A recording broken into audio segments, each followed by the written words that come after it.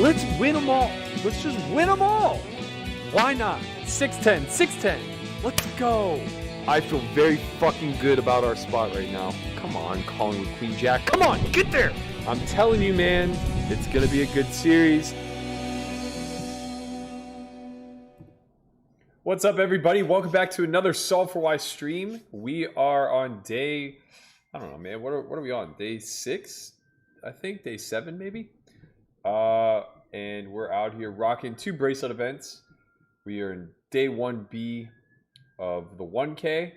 Just had a pretty unfortunate spot in that one where I flopped bottom set on a 3 club board.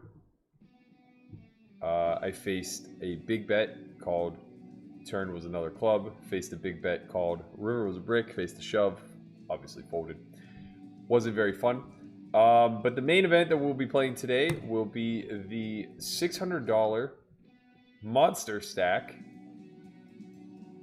As you can see, first place right now, about 24,000. Still plenty of time to register. I expect it to be closer to like 40,000 before it's all said and done. We still have 2 hours of late reg left. Gonna be a long night, ladies and gentlemen. Gonna be a long night. And we're here for the ride. I just started, so I'm already starting almost 2 hours late. And it looks like I probably get held off another hour, given how much late reg is left. I'm kind of regretful I didn't, to be quite honest.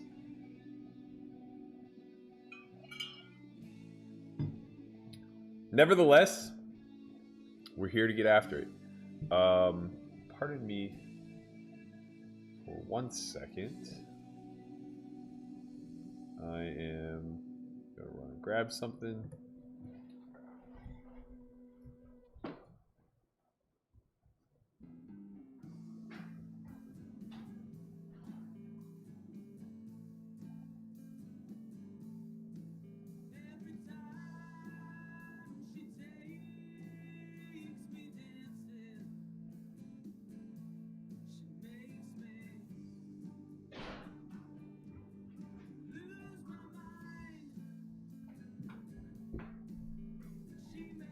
Alright, we're back.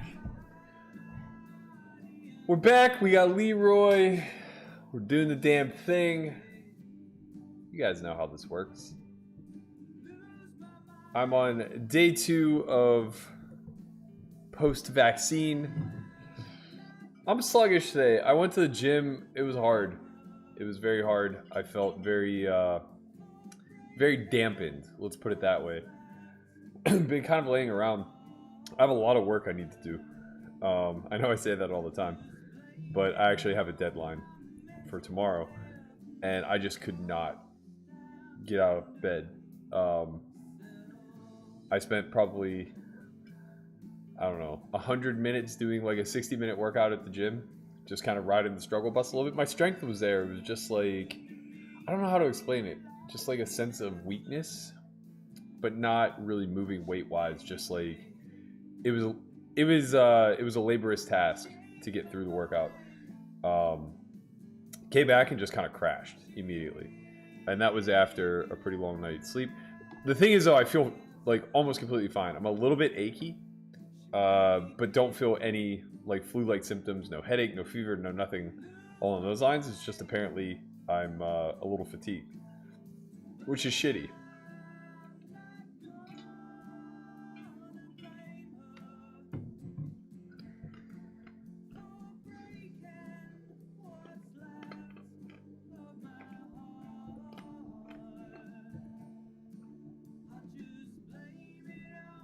What up, fish cakes? Gregory Deckelman, what's good, man? Loco Poker says, Conrad, smoke a Jiba to Berkey's weight music with me. Let's go. I promise you. He's on the balcony right now doing exactly that. I'm going to need a lot of caffeine today. That's becoming abundantly clear.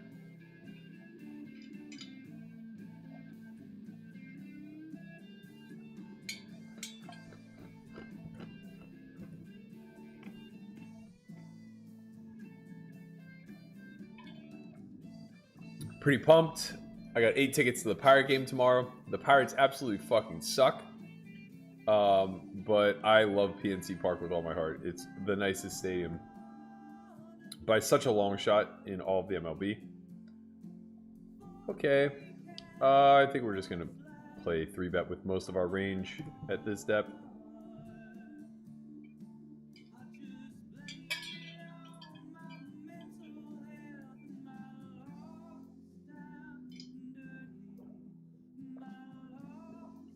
Well, that size is kind of nonsense.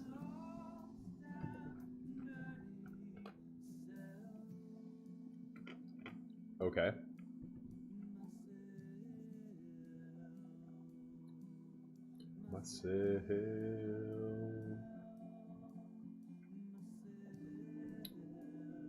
Okay. Generally in these spots we'll be like quarter potting with the majority of our range. It serves as a bit of a protection bet, allows us to over-realize our equity, face a lot of check calls. We get a check back turn at a really high rate. We'll have a bluff catcher on a low run out. Could bet small again, but I don't know how well that really serves us after getting check called. We actually could have bet smaller on the flop. I think we could have bet somewhere in the neighborhood of like 10 to 15%, given that it's a 4-bet pot. This is kind of silly. I assume it's just the nuts, because he doesn't know what else to do with the nuts. So it's like ace king. I just very rarely have a hand to call with. And it forces me to fold like bluff catchers like nines. And just like always call with my king X. Which some of my king X will play that way, pretty sure. My king jack suited, king queens. Hands that are way ahead, way behind. We'll just often play check back on the turn in order to shove over a river bet.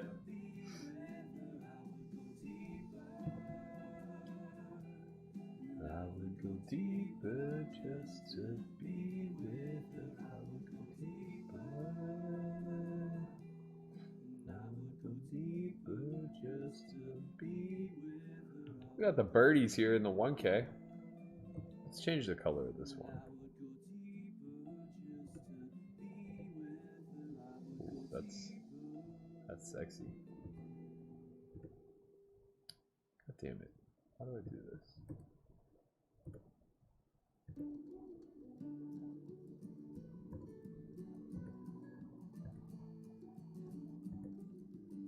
I like that. I like that. Oh, hello. I like that too. We'll just play trap here, since we're gonna go to the flop with 1.5 SPR. Aces are too strong to jam. We'll reserve our shoves for like kings, ace king. This is kind of annoying, but it's only annoying because we'll have so many 1-club hands. But that's actually kind of a good thing. He'll stack off more. We kind of have to play our hand fast though. I don't think we can just... I mean, we could just traverse post and just like call here and then plan to like get it in on safe turns but fold on a club, but then we allow ourselves to get bluffed and denied the equity of aces. We're obviously way ahead of the majority of his range. I think we just stuff it in, let him call off with the ace of clubs. Yeah, like that. Diamond. Yeah, ship it. See, that's how a plan comes together.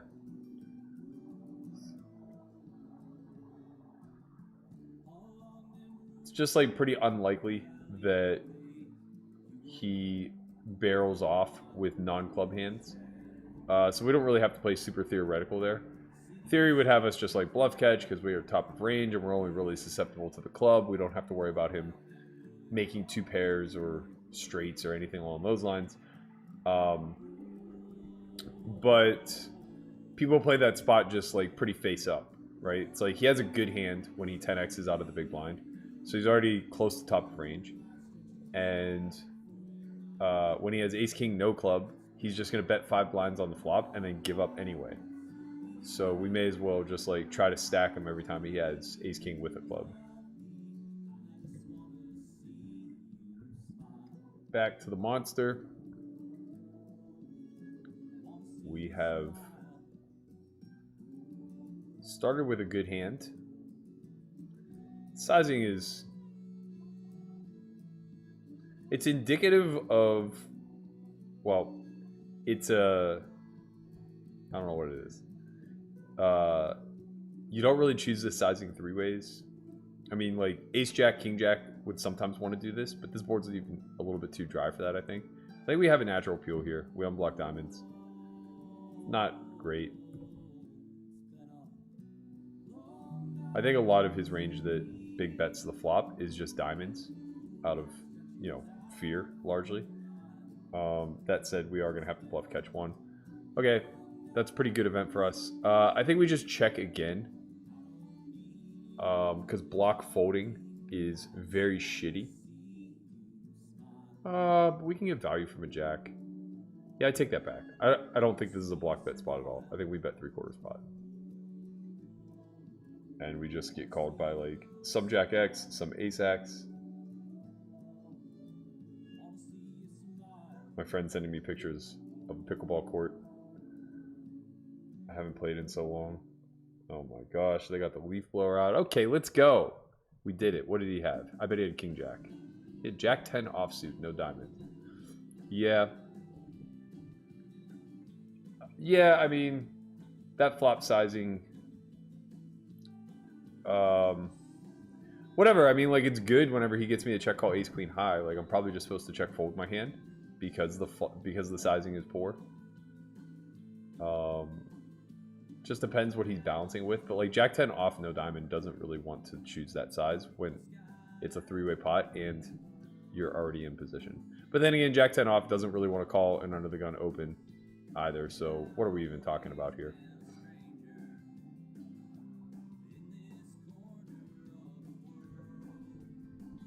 Not a super great flop multi-way.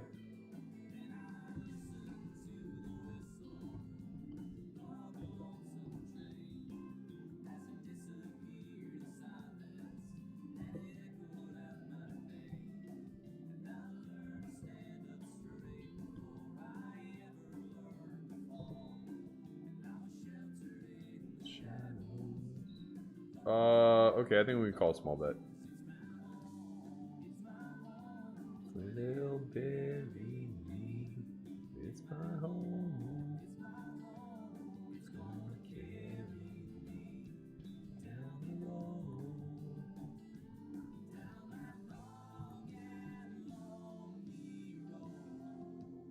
road. Interesting. I don't think we really want to block. Because I don't think our 9x blocks. And I don't think there's any worse that can call. Like ace queen, ace jack doesn't call.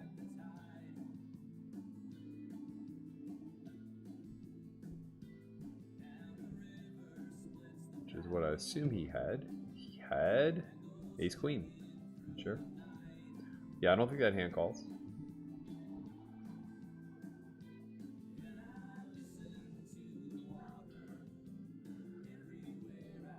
LA Fish says, COVID shot was worse for me than getting COVID. COVID made me tired, but I was fine for the most part. Shot messed me up for a week, and working out was impossible. Yeah, I didn't even know I had COVID. I was asymptomatic. I only lost my taste. That was the reason why I knew to get tested.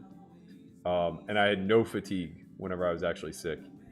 My fatigue's worse with the shot, but I have to tell you, like, as much as I'm complaining, it's insanely mild. Insanely mild. Like, barely... Honestly, if I didn't know that I had gotten a vaccine yesterday, I would just chalk it up to, like, having not slept enough in the past few days or something along those lines. So yeah, I'm just, like, kind of belly aching a little bit because I'm not as productive as I want to be, and working out was annoyingly difficult.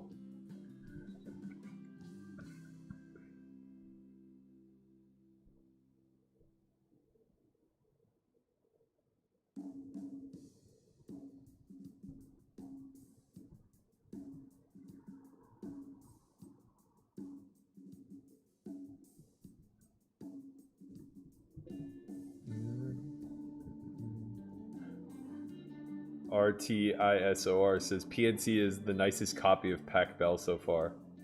I don't know about that.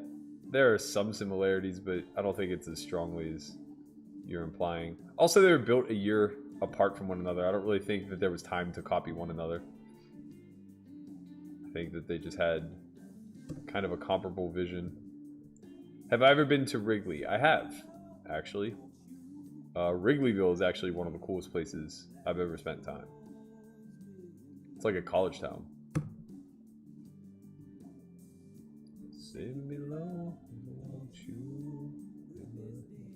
What up, Jamin? What's good?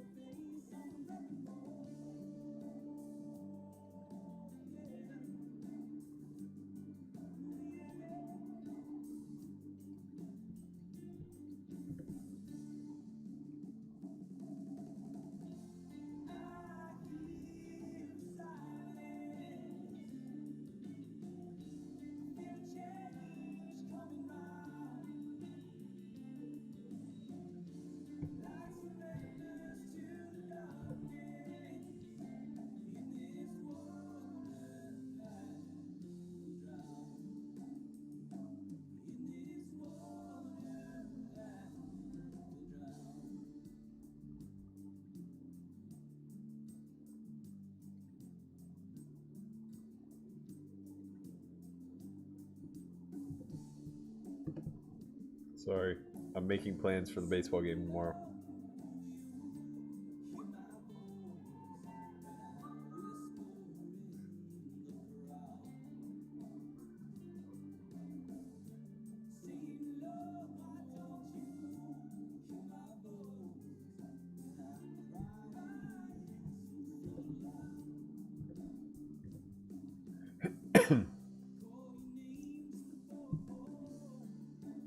Yo, Jamie's just out here swinging it, man.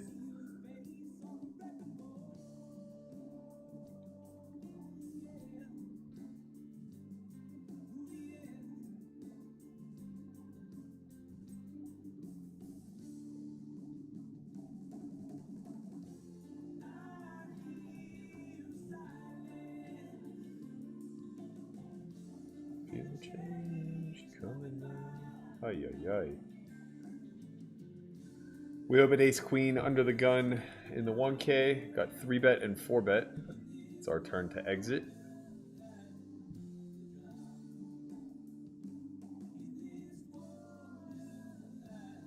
Nick from Yumis said, why did Berkey wait this long to get the vaccine? Was he on the fence the whole time? The WSOP rule had something to do with it. No, my doctor told me to wait because I just had COVID in late February. So he said, give it some time, wait for the vaccine to develop while you have the antibodies and you're basically free rolling. But we have some big events coming up with the Academy and Poker Out Loud filming. So I felt obligated to be vaccinated.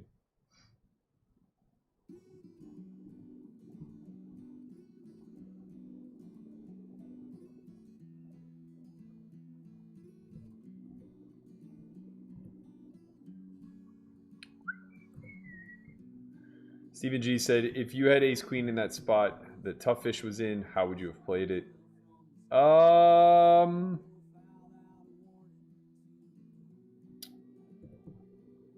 think how he played it's fine. I think alternatively, being that it's a multi-way pot, I think he could probably check flop and then potentially double barrel turn once the 10 comes off. It's a tough run out for him though. Once the third 9 hits the river, it's going to be very difficult to get people to fold better. Tell him, Birch, get in there, man. Smash that like button. Give us a subscribe if you haven't already. You know the drill. The thing is that I trust that everybody here has already done all of these things. Because you're here every day.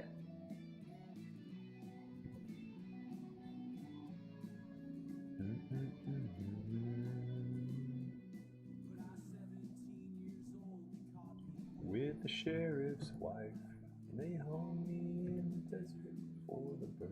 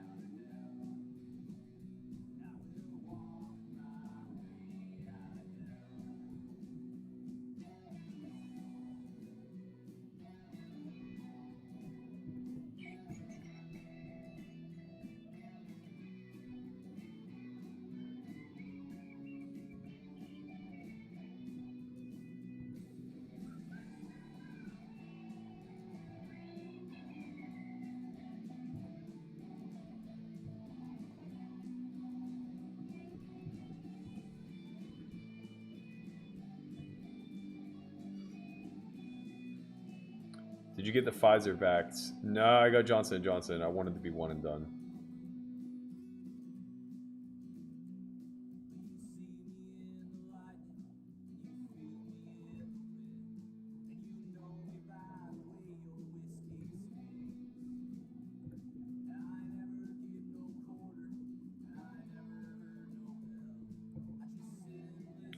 Okay. This gets a little bit weird.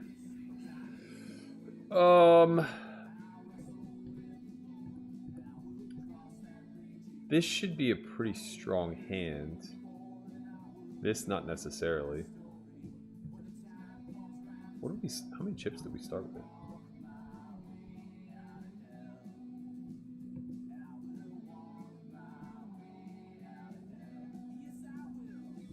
40,000. So we're up a smidge.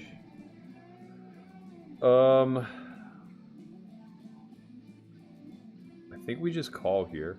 We would just be calling with range, to be honest. Yeah, I think we just call. And then we fold to a back jam. That's good news. Diamond. Put a diamond up there. Diamond. That'll work too. Case 10. What up, Lily? What's good? Wow, Lily just comes in swinging the bam hammer.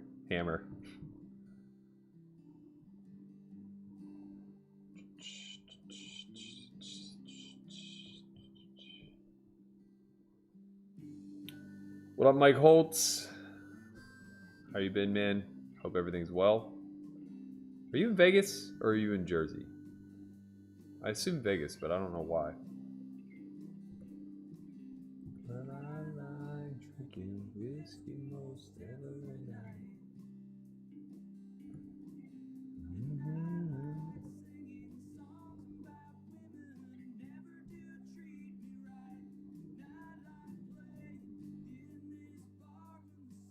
Okay, clear call. Bad turn.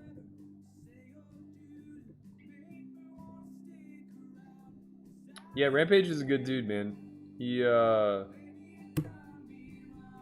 been a really cool kid to get to know a little bit better.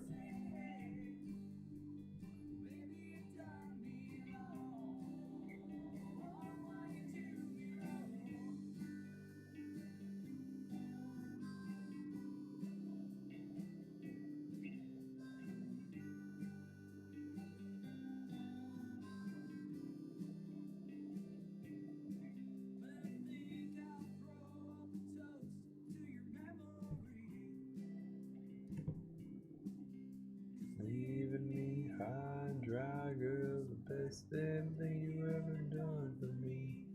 All these neon signs.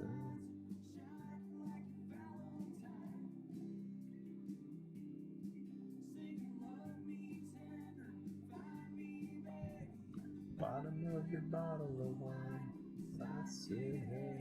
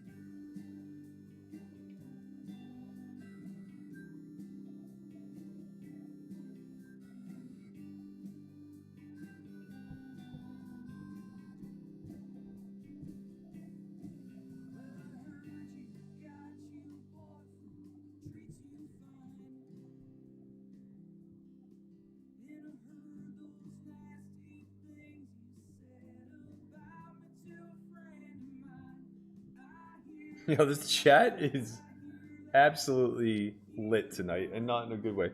Hey, who turned off my bar? What's going on here?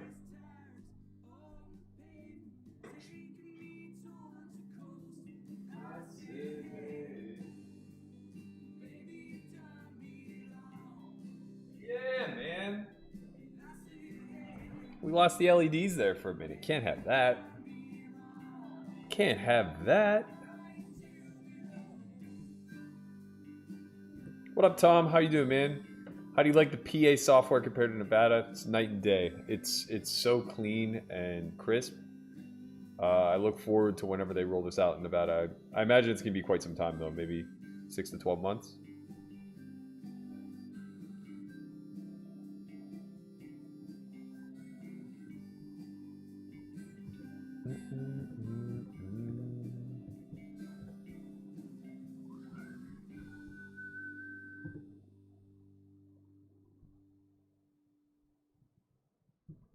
Well, I heard you got you a boyfriend, treat you fine.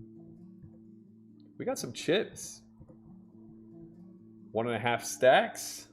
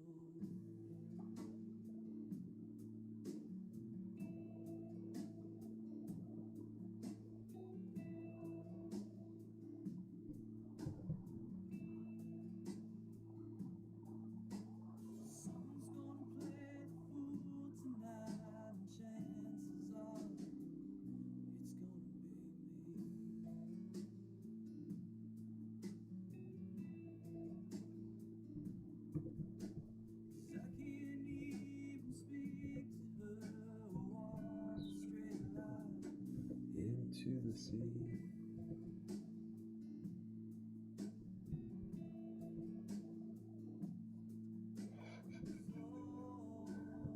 Oh man.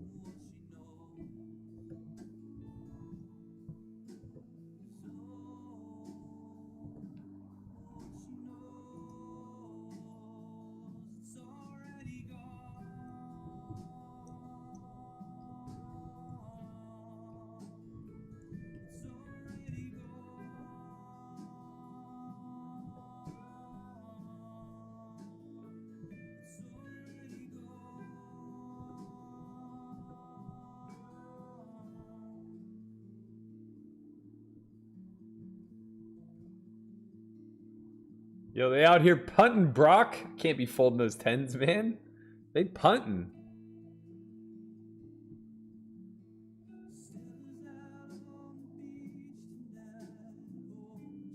You're very welcome, Colin. I appreciate you stopping by.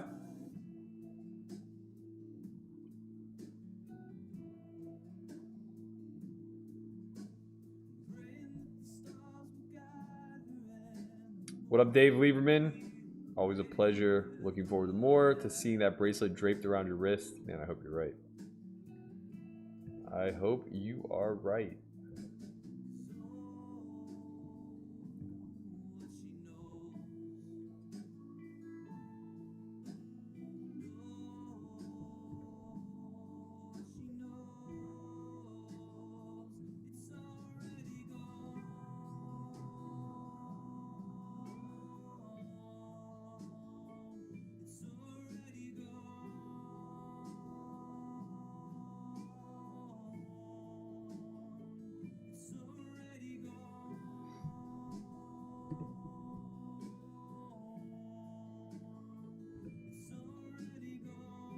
Oh wow, I didn't know that about Rampage. Jamin said, it's insane he never played poker before vlogging, has never played a session that he hasn't vlogged. That's pretty insane.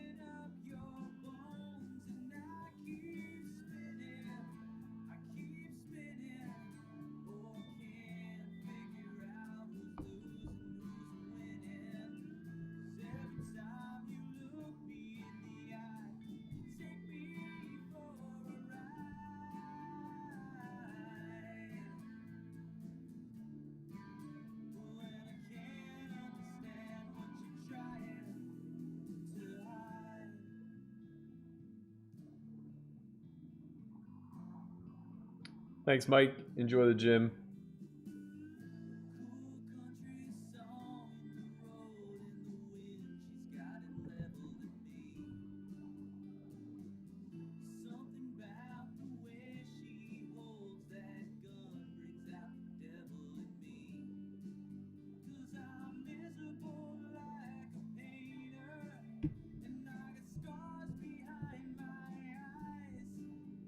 I got 10 fingers to play this guitar. Pretty sick to know that about Rampage, and then also know that he just like snap on a bracelet. Oh man. Some of us have just been out here, you know, swinging and missing for decades.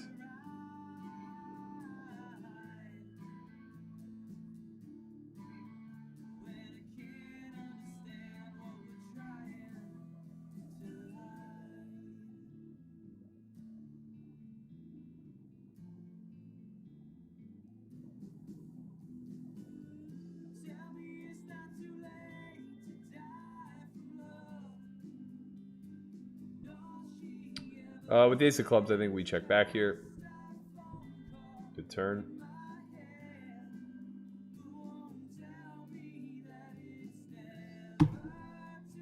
Maybe we start betting now. We don't need to bet big. We're just trying to deny some equity. We could just check again too.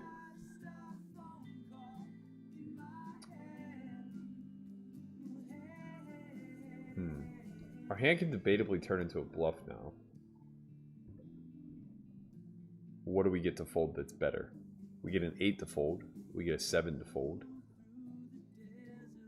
Those are pretty probable. chunks of his range. I think we go with a pot size bet.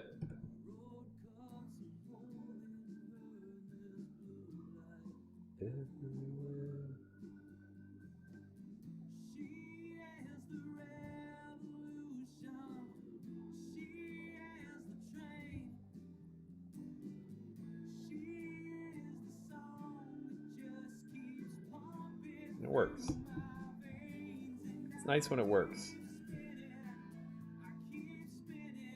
I think my turn bet might be a mistake, but it works out for us when that's the river.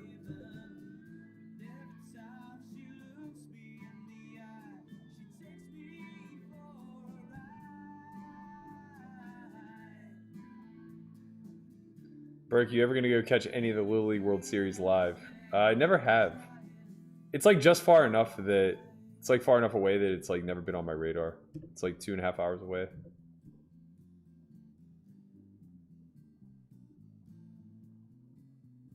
Yeah.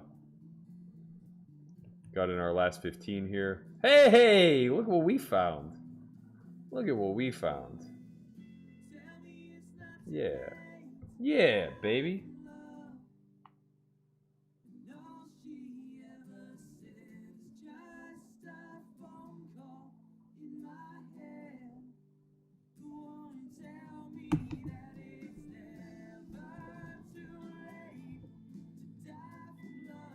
We are off to a favorable start, Eric.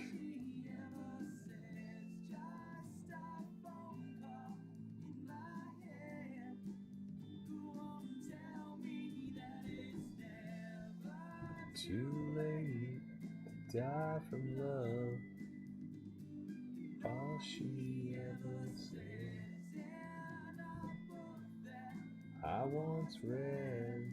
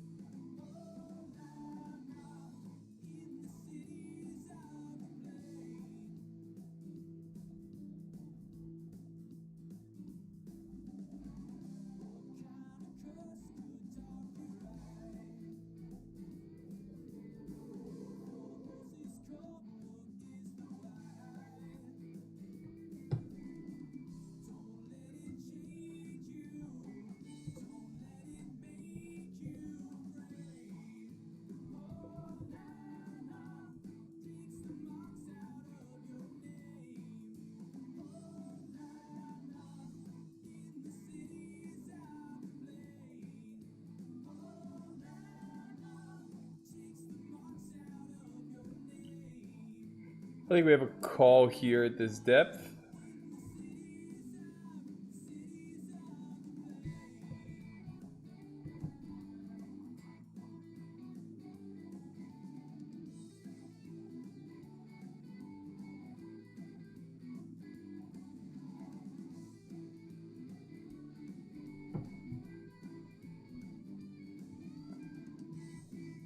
This cold call is strange. We're going to take one off. 3 would be nice, for sure. 4, not so much. 4 of hearts would have been nice. We have like a 1 street hand. So if it checks, we're going to check again. We're mostly going to be against pocket pairs here.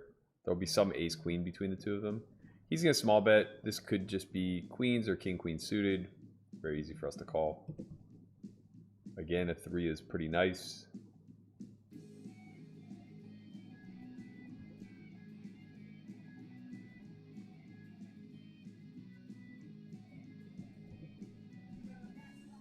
Kind of a tough spot to call big bet, to be honest. Shouldn't have a ton of bluffs in range, but then again, it's difficult to know because...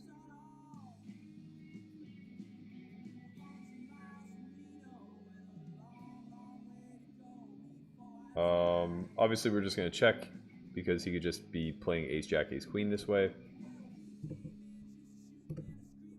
Nice, makes sense.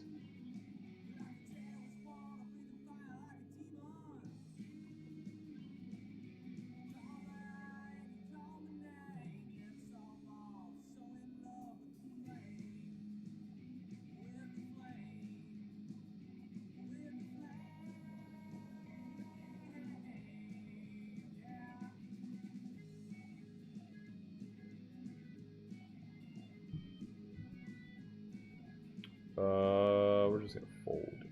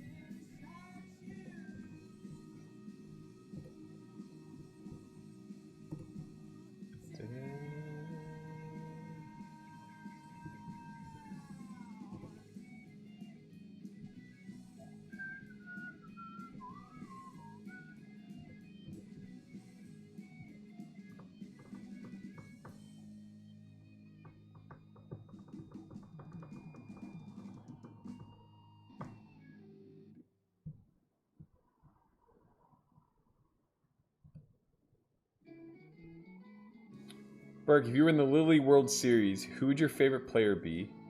And what would be your favorite hobby besides poker on your player bio? Favorite player for sure, Barry Bonds. I absolutely...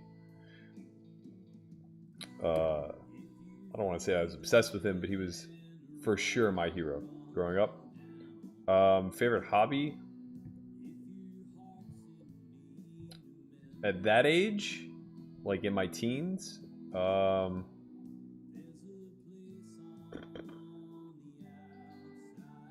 favorite hobby in my teen years, I mean, I was just like super into sports. I guess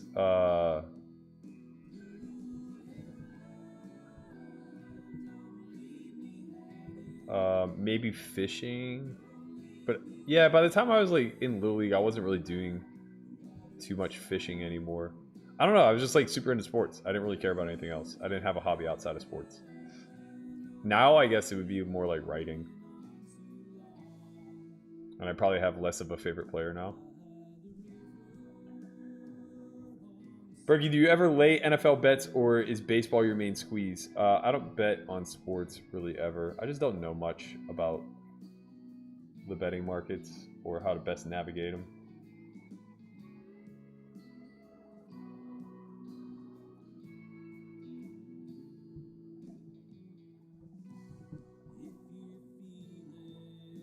Okay.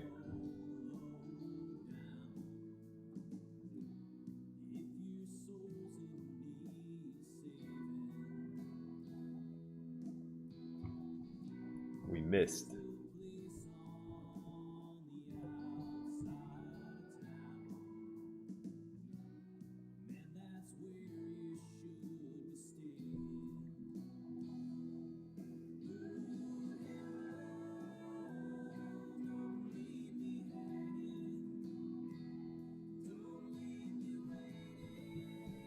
We fold. Very strange. Limp call lead. All in? Oh. So like 2/3 pot. What could he have that didn't jam flop and can't call turn? Oh my god, what is happening? What are either of these guys doing? This limp call is like, okay, insane. And ace-3 off ISO. Come on. Yo, they are giving it away in these PA streets. Let's fucking go. By the way, I would have rivered a set. Just in case. What up, Matt Wood? Said stop by to drop a like and good luck. Thank you so much.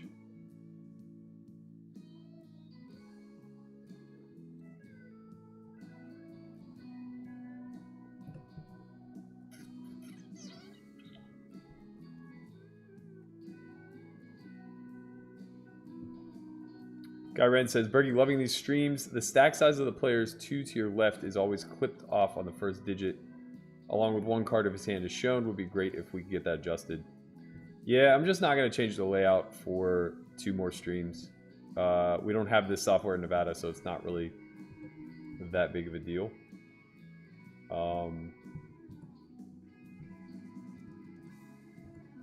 Pretty small tweak.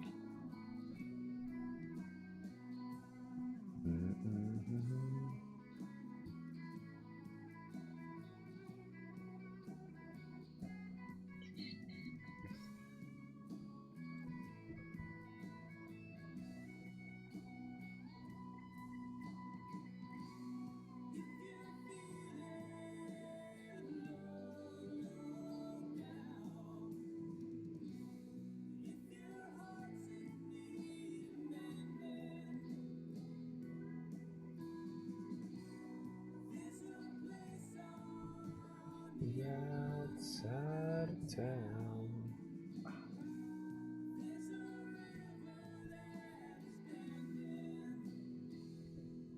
Blue heron.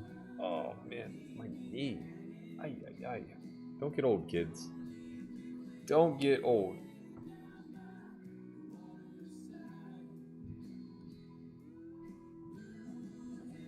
Oh, we're on break. Sick. Okay. I am going to leave you guys with... I'm going to pick up on To Be Determined where we left off yesterday. So by all means, enjoy. Oh, it would help if I had the table loaded. Oh, I do. Look at that. Would you look at that? Maybe you've even had some success at some level. The idea that you can make a living and get into this world has to be pretty appealing. I was doing well for a long time before I considered myself a professional. I really just decided I was a professional because I wasn't doing anything else. It was never a conscious decision, I think. This is what I want to do as a career. I didn't go to high school, I didn't go to college, and I sort of realized, like, I'm kind of a professional poker player. I guess it's sort of what I do. Chris Moneymaker eliminates Sam Farhall, and in a very swift and unlikely manner is atop the poker world. This is beyond fairy tale. It's inconceivable.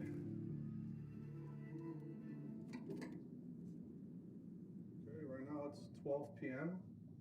I normally go to Sands about, say, 3 to 4 days a week, depending on how the sessions are going. And I didn't go yesterday, but I'm going today. I went to Sands Monday and Tuesday also, which went all right.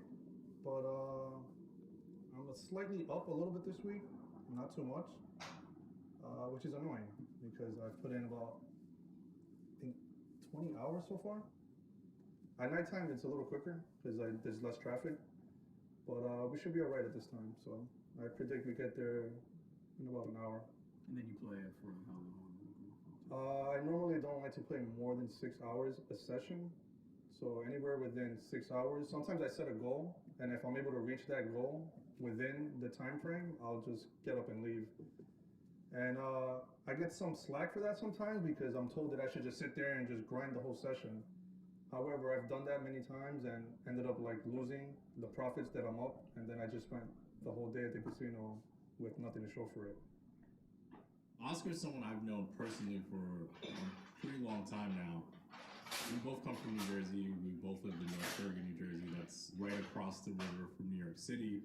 And as far as poker was concerned, a couple of years back, maybe like 5-6 years ago from today, it was a pretty like booming scene. Like there was a lot of underground games running around town, and we used to just circuit.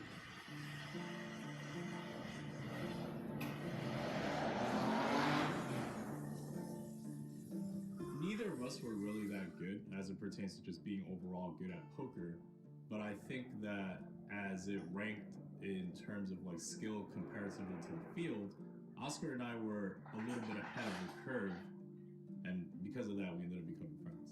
I used to play the game in Jersey City when I used to deal, and Christian was being put into the game. The guy would put him in for like 1,000 and he would cash out like 4 or 5 grand every night. I was watching him raise a lot, I was watching him 3-bet a lot, and I was just like, wow, this kid's like, must be nice, you know, he's just catching the cards, right? And he would just like nod at me and say, yeah, you know, I'm catching the cards. But then like I saw him like show down one hand that wasn't like a good hand, but he won the pot. It was like, I don't even remember the exact hand, but I know like I was surprised that there was that much money in there and he had this hand. And that's when I knew that, you know, he was doing something different and that his studying and his working was paying off. And I had fell behind all those years that I wasn't studying. Whatever drove me at the time to want to be better than Oscar, I feel like there's somebody out there with that same commitment to want to be better than me, and I don't want them to catch me. And I don't think Oscar has that kind of like fire yet. He's seen me charge people to get help from me, and he has the ability to get it for no cost, and he still chooses not to. And what I've begun to understand is simply that I don't think he knows where to begin.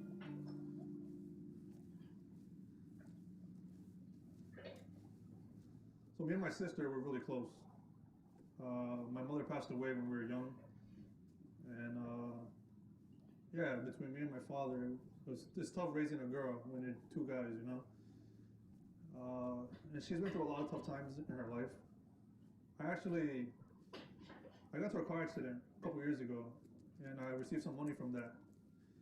And I could have just taken the money and moved somewhere and just like try to pursue poker 100%, which, I don't know, some people told me I should have done that. But seeing my sister struggle and me being so close with her, and she had her first child passed away for SIDS at 9 months old. And yeah, she's been struggling through her life a lot. So like when I got the settlement, I decided to I talked to my father, and because I didn't have any credit, I told him if he wanted to like join and get a house, something that like could be within the family. And I mean, my sister works and everything, and like she supports my nephew herself. But it's good to like, you know, be able to like give them stuff that like I didn't have growing up. Like I didn't have much growing up.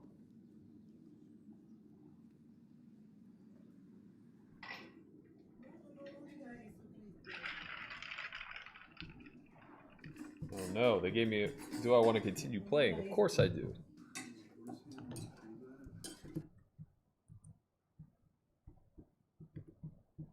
Alright, we're back. Wow, we have 7-6 of spades on both tables. That's incredible. Oh, no, we don't. I was just looking at OBS. Don't mind me, dummy. Don't mind me.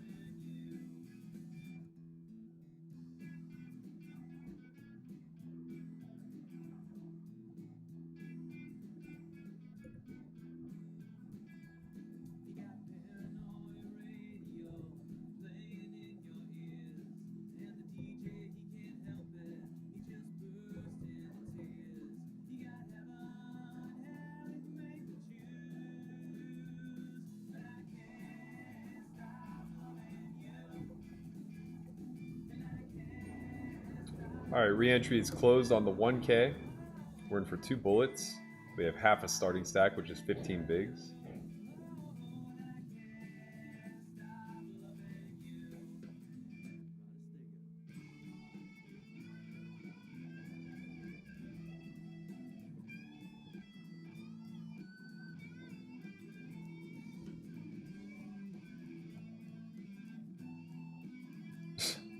John Long says, Matt, with your 8 tickets to tomorrow's game, what would you put the attendance at? 108?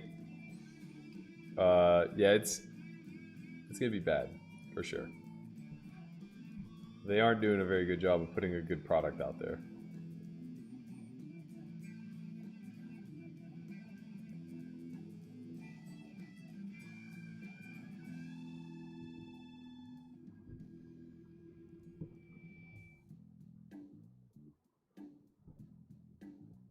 Eric's Adventure. Why do you always talk about this statue that you built of me? I need to know.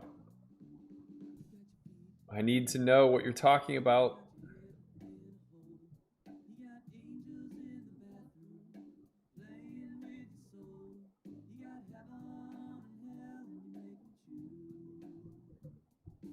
Okay, pretty favorable flop.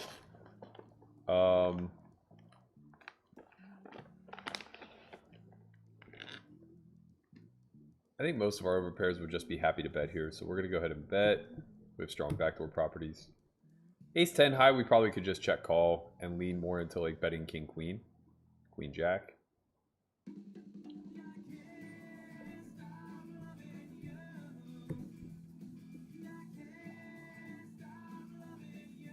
Annoying when this happens. We obviously have to fold now.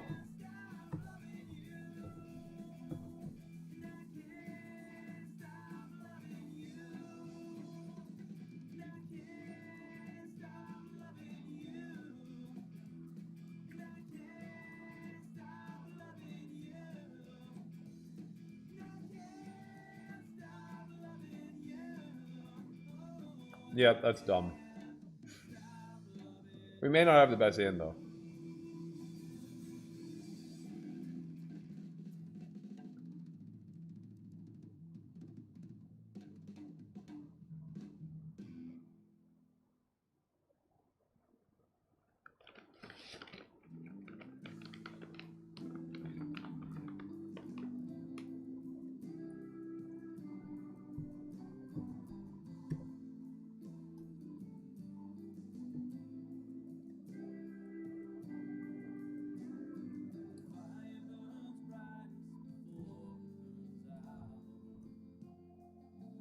Oh, yeah.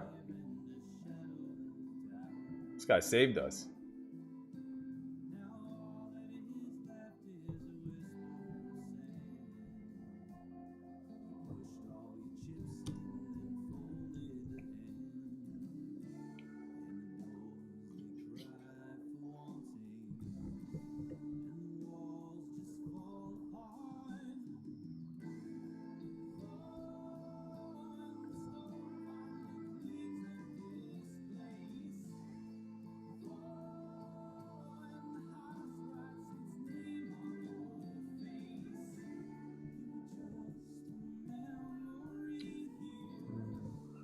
Just a memory.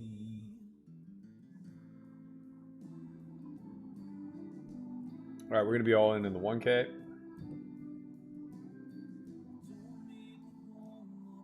Really don't care. Tired of breathing that synagogue air. Good luck us. Let's hope we're flipping. Maybe he has 8s. I'm surprised he didn't just rip. This should just be a shove. And the sizing is way too big. God damn it. He knit rolls us with ace queen and we get punished. Okay, looks like we're playing tomorrow. I was hoping to have a day off, but I guess we're going to be playing the 1K.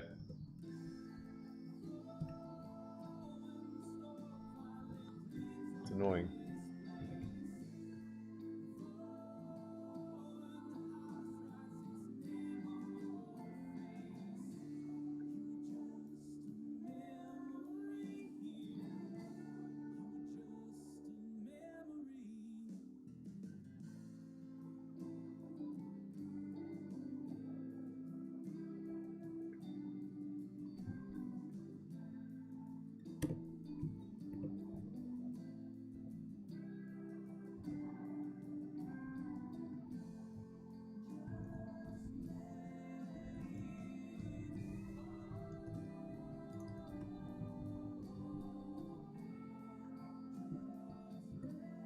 Alright, we're one tabling. Let's get it.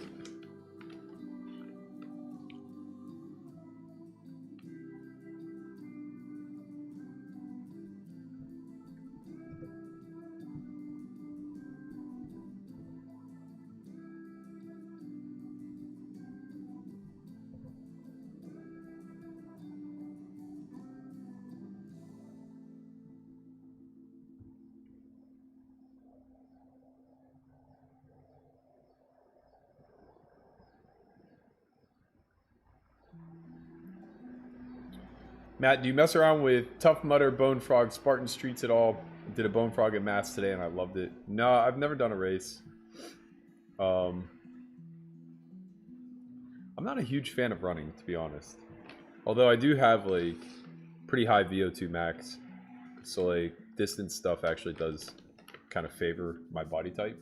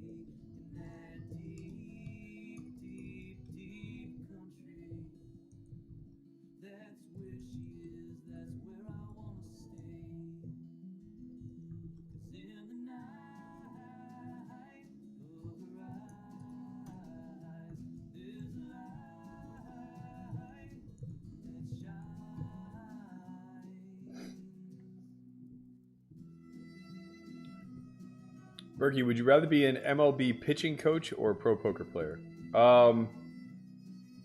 Probably a professional poker player. I think that the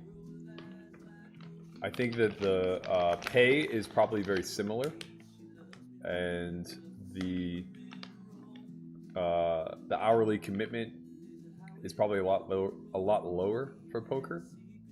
And it's just always more enjoyable to be the guy in the arena rather than the guy coaching the guy in the arena.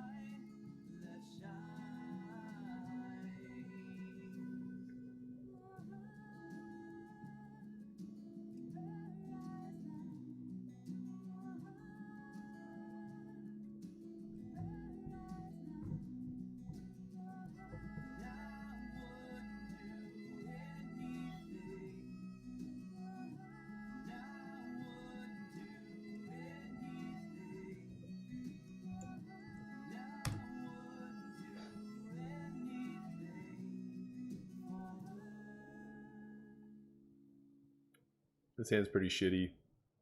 At that stack depth, we should be like 4-betting or folding. With a flat caller behind, we're just gonna have to fold.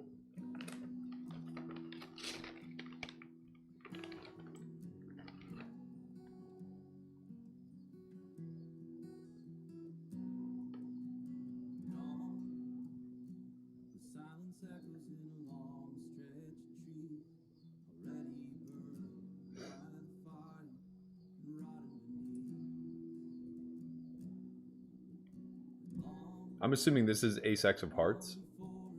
I'm assuming this is like ace-queen plus.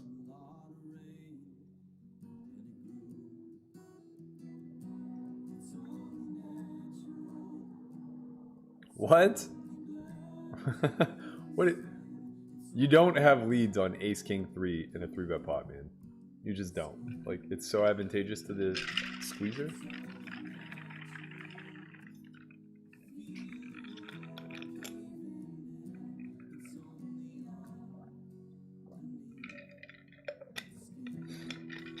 Adam Pasquale says, I keep thinking your table is another table of mine. I've paused the stream like 3 times. 4 times. Gary Romantic says, Matt, I really like your demeanor at the tables. Calm, cool, collected. No BS like Helmuth, at least from what I've seen. Yeah, we're just different animals, man. He's a little bit more emotionally charged than I am. Baseball and poker have beaten the emotion out of me. I've learned to live a stoic life.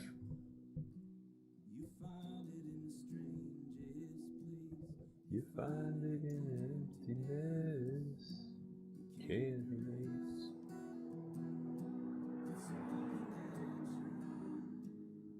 It's only blood.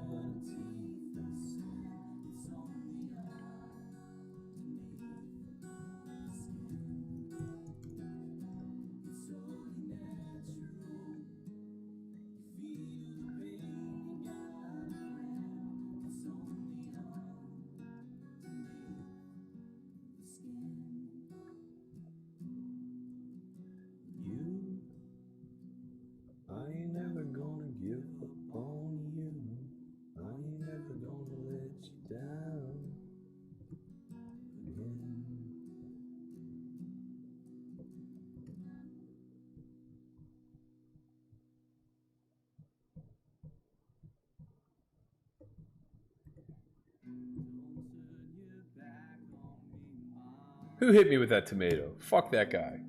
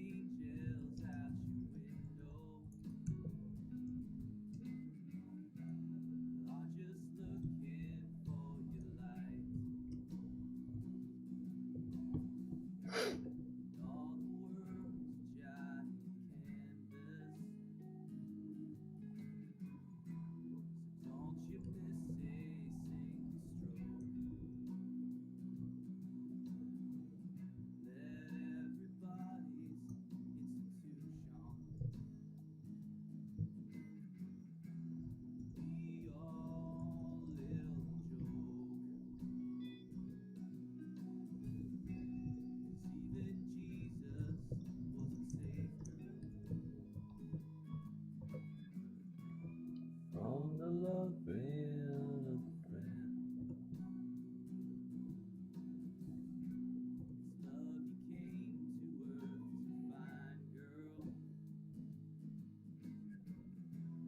Love killed him in the end.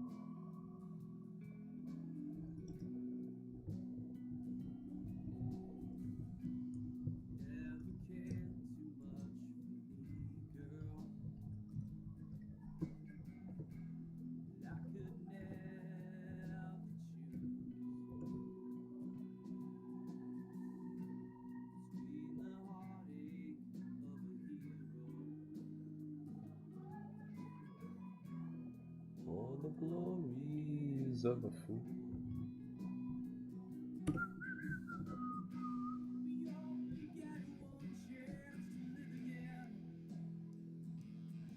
What are your opinions of snakes? I hate them.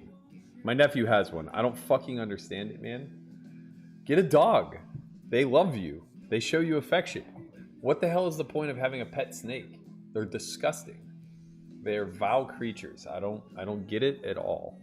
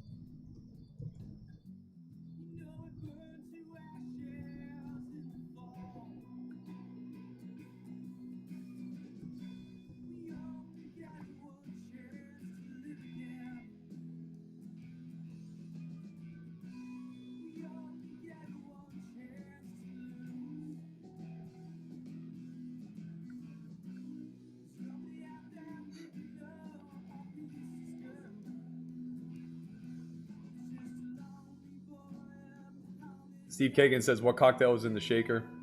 Pre-workout, man. I am wiped. I got no energy today.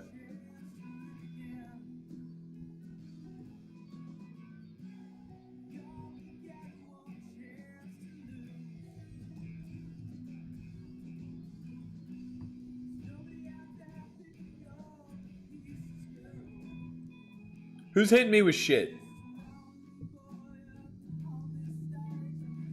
Who's fucking hitting me with shit? God damn it. Every time I look up, I'm getting pelted with fruit. It's not really the board we're looking for in sevens.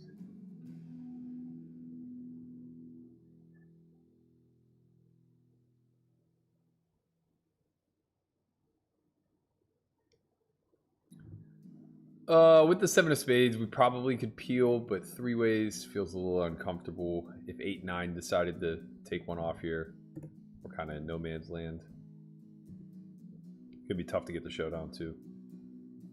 My dog Nico says, Berkey, do you think Haskins has a future in Pittsburgh? I think he could be pretty decent if he gets a fair shake. I don't know, man. History says otherwise. Ohio State quarterbacks just haven't really fared very well in the NFL.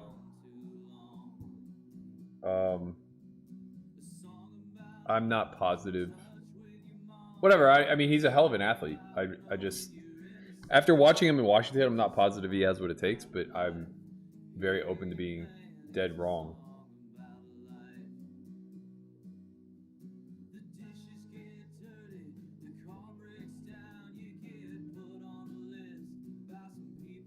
I'm gonna check back here.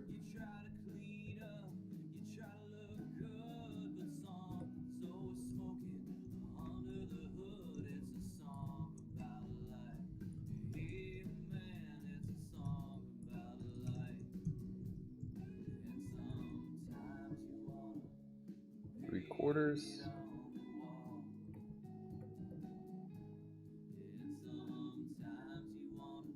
Pretty safe river. I think we just go full pot here. Overbet feels like a bit much.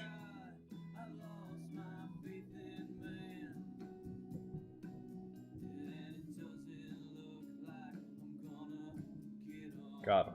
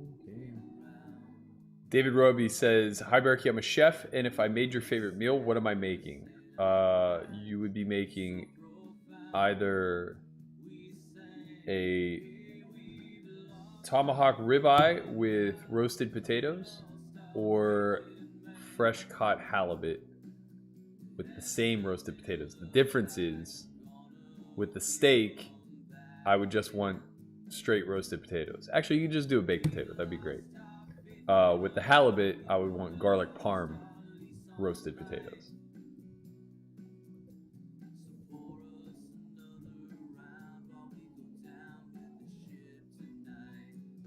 What's your favorite Pittsburgh restaurant? I don't know that I necessarily have one. I'm not really a big foodie. I don't care to eat out that much. Pittsburgh has an amazing food scene, though. So I don't want to slight it by not having a good answer. I do love Fury's pizza. It's just some of the best that I've ever had. It's like almost drinkable. It's so greasy. Really incredible.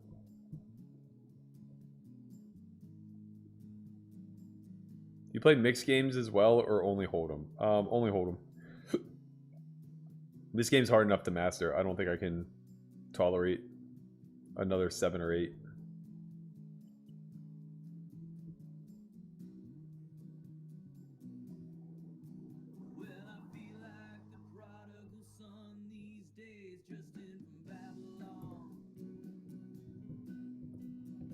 People stop by. All right, we have a clear squeeze. Said sinning was easy, and the living was free, and at least the pigs honest with me. What's so wrong with my life? Hey man, what's so wrong with my life?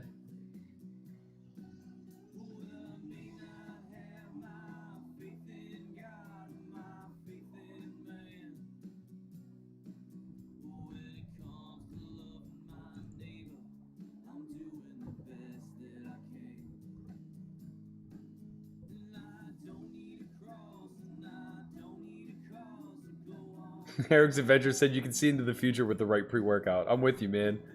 Sometimes I get like so locked in. It's just like the best feeling on earth.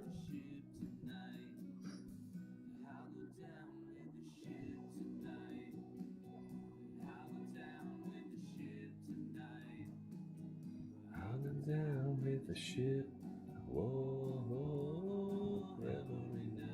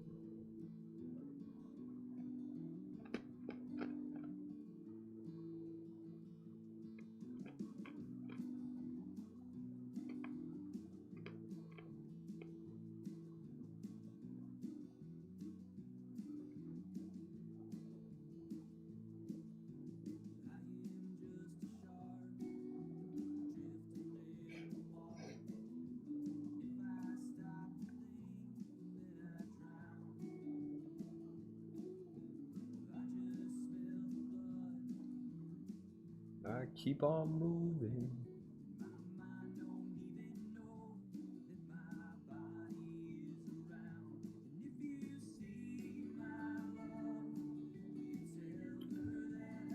The entries are climbing. 30,000 to first place now.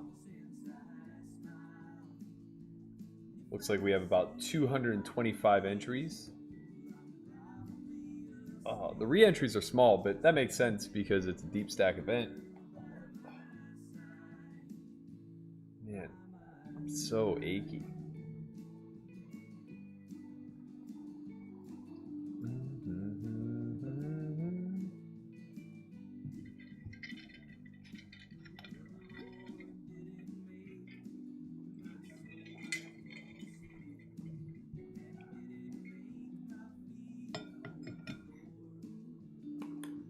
Does Tomlin try and trade the farm for Watson next year to save his job when they finish third in the division?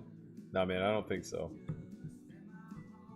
Although I will say the Steelers are pretty good at taking, like, troubled players, if you will, and reforming them. But I imagine that it's, like, way too big of a risk, given what Watson's contract is going to be. I assume you're talking about Deshaun Watson. Yeah, obviously.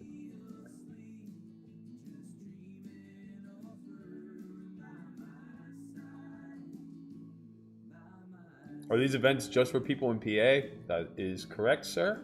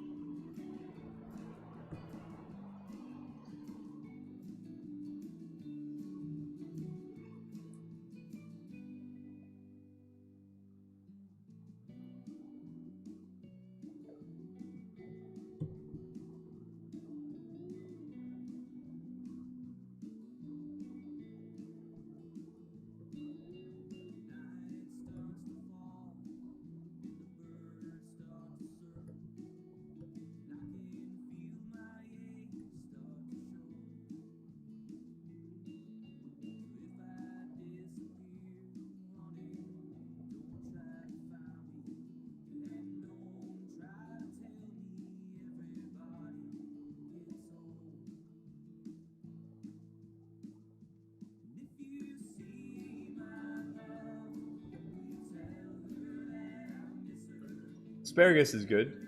I'm down for some asparagus.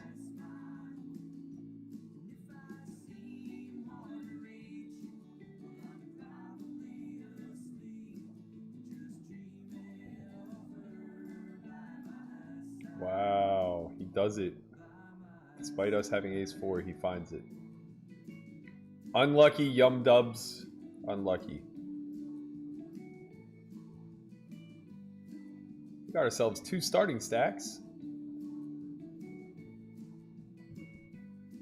Let's keep the train rolling.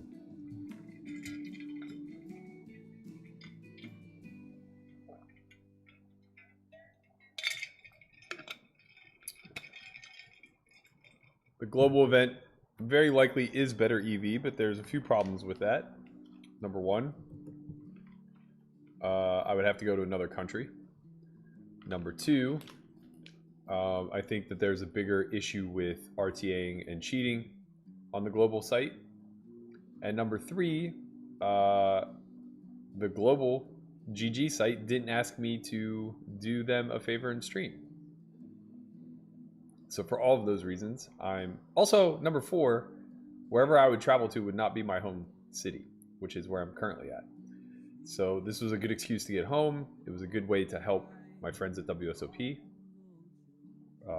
They compensated me, which was nice.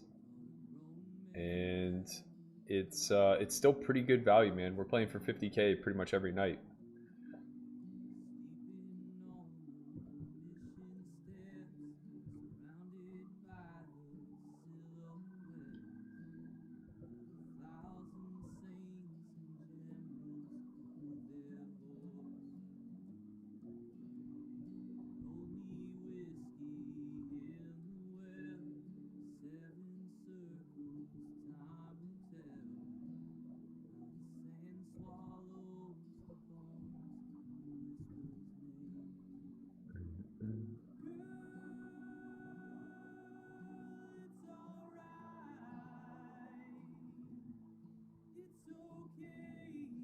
Johnny Finger says, Matt, what do you think of the poker scene in Texas? I think it's popping. Granted, I only get like a little snapshot of it because I just go visit, and the games are always good whenever I show up because people want to play with me. But yeah, it seems pretty fucking great, man. I'm actually headed to Austin on Friday. I'll be there Friday and Saturday. Palm Social is launching their live stream. I wanted to help them get it off the ground. So myself and Lin G are going to be there playing 510 on Friday, 2550 on Saturday. Should be a good time. I'm excited for those guys to get their stream off the ground.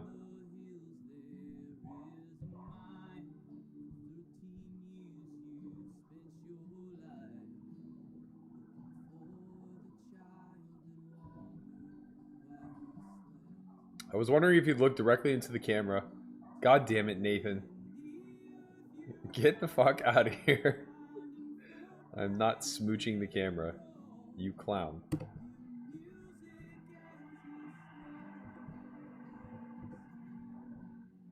Well, actually, I have to fold to let me wins jam. Okay, good start. Bad turn. Very, very bad turn. Ayah. Don't you cry, Buramane.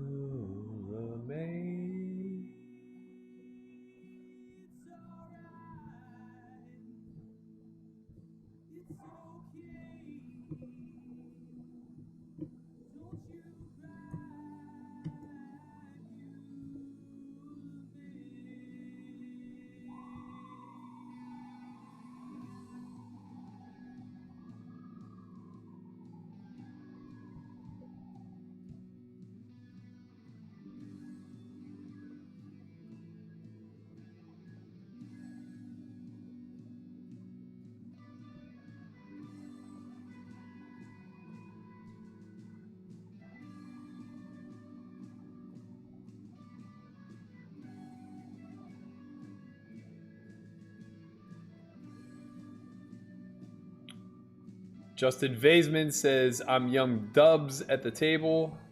What up, man? Very unlucky hand you had there with the kings. I'm happy I could double you for the old 4 big blinds. TT says, how many sessions have you put in at Rivers Pittsburgh? I haven't played there in years. I've probably played like 20 times lifetime, maybe. Maybe fewer. I had already moved by the time that they had opened.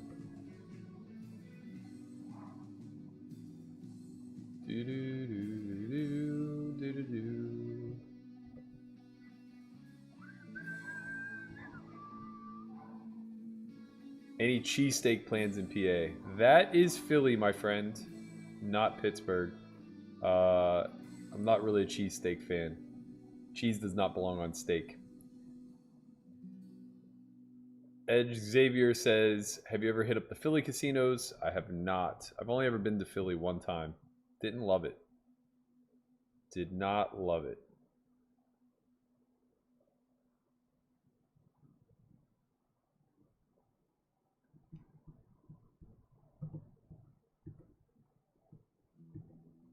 Probably didn't help that I was there to break up with my girlfriend at the time.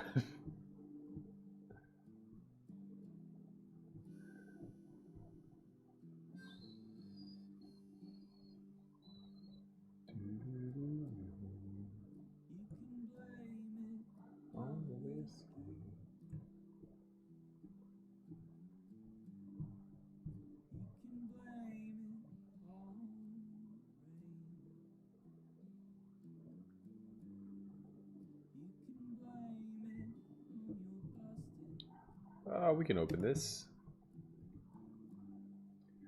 You know it's all saying. And immediately get punished.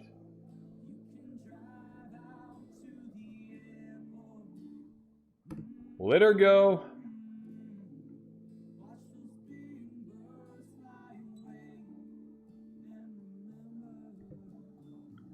You're not going to want to hear this, Justin, but I folded ace 4 that hand. Or ace 6, something along those lines.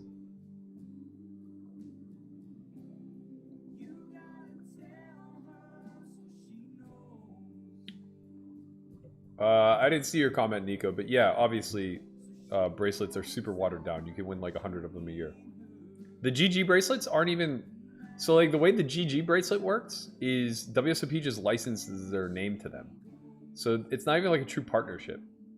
To give you a real idea of, like, just how watered down it's become. But, who cares? No professionals are playing for the medal or for the trophy. We're playing for the money.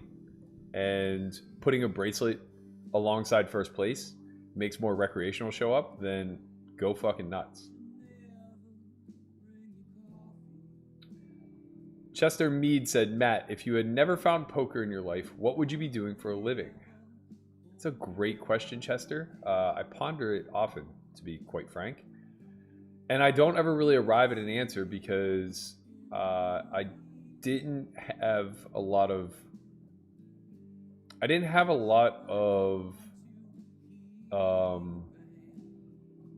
career-oriented drive, and I really still don't.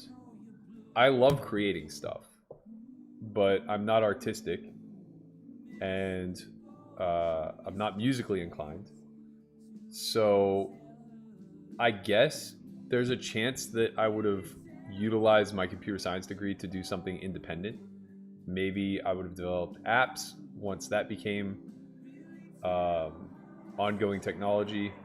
Maybe I would have gotten into blockchain sooner and gotten stupid rich from just being an early adopter of Bitcoin. Really tough to say. I don't know. Part of me wishes I could find out, to be honest. I wouldn't change a thing. I love the life that I've built.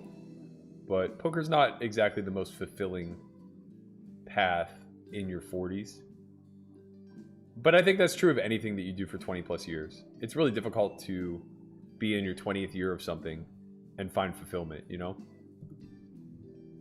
I think athletes kind of speak to that all the time. By the time they retire, they're kind of ready to retire. Which is insane because, like, the love and passion for the sport burns so deeply that for the most part, you have to get dragged off kicking and screaming. But there's also this idea of just like highway hypnosis where you just repetitively do the same thing year in and year out, month in and month out, day in and day out, and you just want some change. I think relationships suffer from this too. You know, like you find somebody that you really care about, you fall in love, and you create some level of complacency to the point where one or both people begin to believe that they're better served with variety, or they're better served finding somebody else, or whatever the case may be. And I think often that's just our human weakness kind of clouding our best judgment, because it's one of those things where once you do lean into the desire to change, oftentimes all you do is yearn for the past of what you had already built and created. I think as a species, we are much more rooted in the things that we heavily invest in, and both emotionally, physically, financially, whatever, and actually grow and cultivate, than we are the shallow encounters and the things that come rather easily. So yeah, I think it's one of those things where like hindsight is always 20/20, and it always feels like there's another path we could take. But I think it's always just better to like add branches to your life's path rather than it is to just abruptly halt and shift course.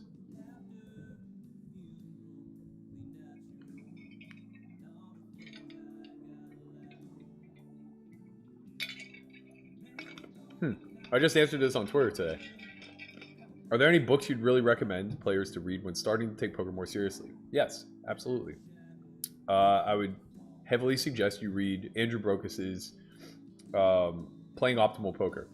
I think that it's a fantastic introduction to thinking about the game more strategically.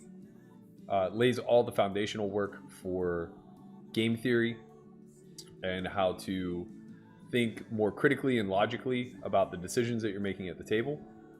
And it may come off a little bit intimidating. The math may feel a little bit challenging at times, but I think his examples are simple enough for everybody to understand.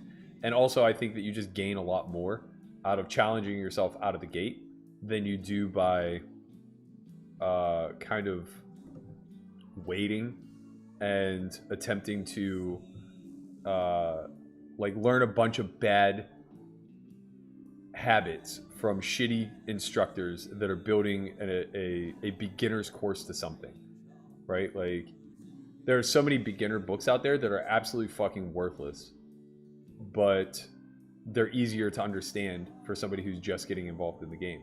You're better off not understanding it at first and rereading the book 6 or 7 times to ensure that you do finally understand it.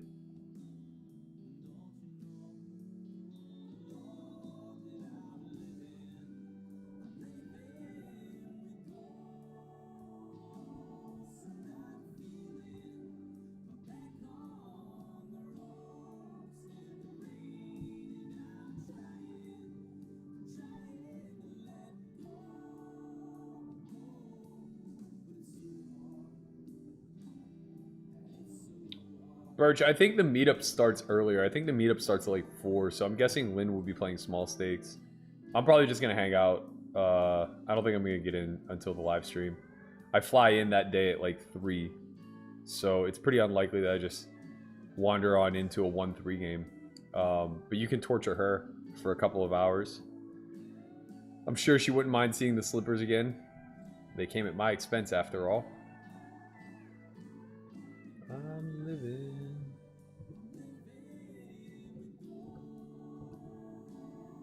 I'm feeling back on the road.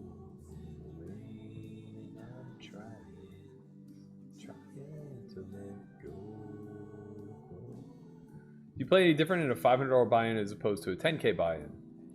I probably am more critical of my pre-flop play in a $10K, just because you're playing against more competent opposition. But outside of that, not really. You just take fewer thin spots in 10Ks. I should say you take fewer spots that you're not sure are winning.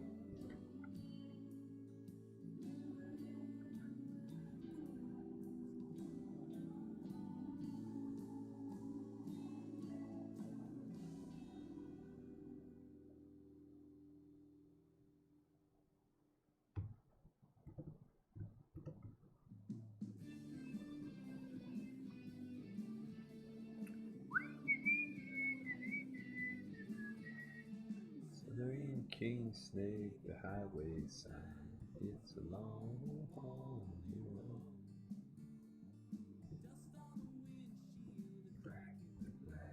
It's a long road.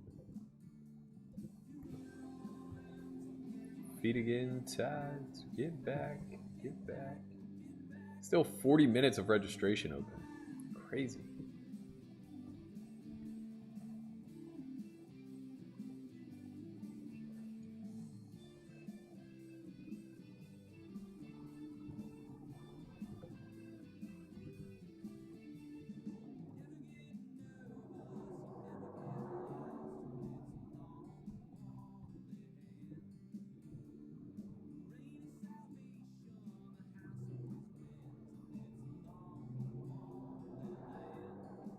Wow, that is hard to believe. Randy Marcus said, hard to believe that Rounders is 21 years old. That is indeed hard to believe.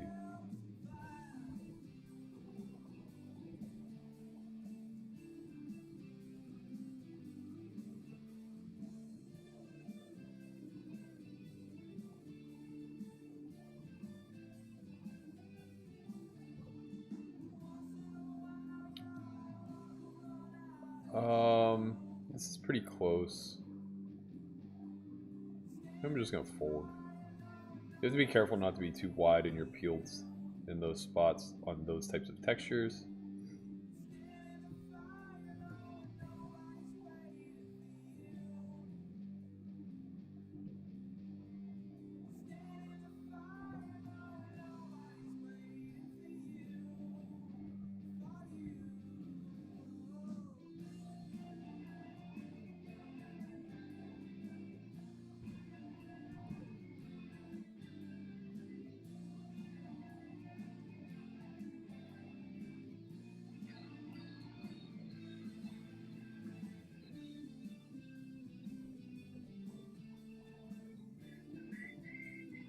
Calling both of these shoves.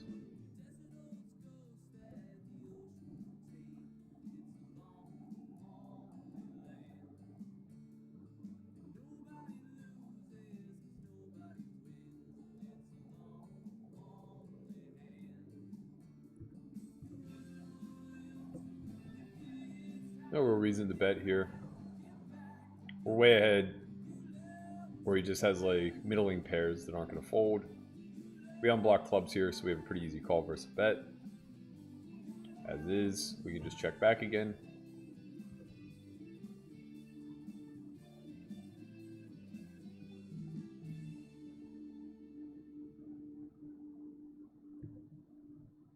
We win. No, we don't win. We do not win.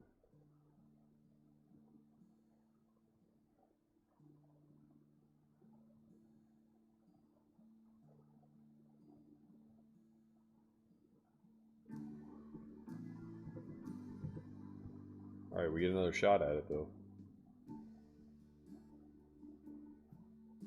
We get another shot at it.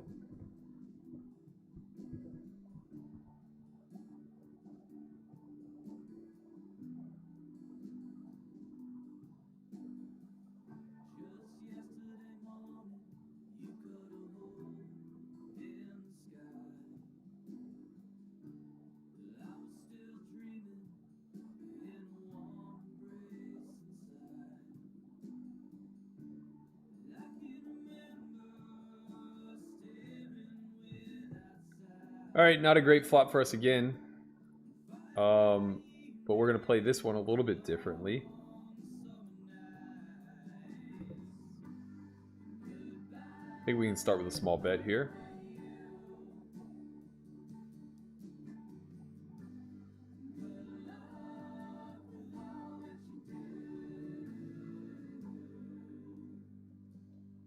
I actually think we double barrel because of what he's floating with. We get to charge a lot of the draws, so he'll have a lot of like king queen, queen 10, hearts. Also puts a lot of pressure on middling pairs like 8s, 7s, 6s. So it's one of those things where we can sometimes get better to fold and sometimes get worse to call. It's rare, but it does occur in no limit hold'em, specifically on turns, sometimes on rivers.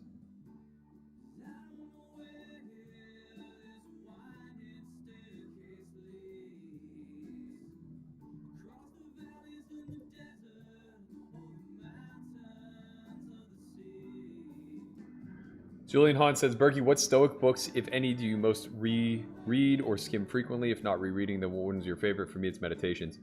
Honestly, I could use some good recommendations. I think the majority of the Stoicism that I've come across is in like article form or an interpretation of a book. I haven't really done a whole lot of deep reading on it, to be quite fair. Mainly because it's not the only philosophy that I'm interested in. So I guess like when it's all said and done, a lot of the philosophy or philosophical stuff that I've read, tends to be a little bit more on the second-handed knowledge side of things or interpretation side of things. But I'm super open to hearing some good reads, always adding to my list. Lord knows I've been reading way too much behavioral psychology lately. Way too much.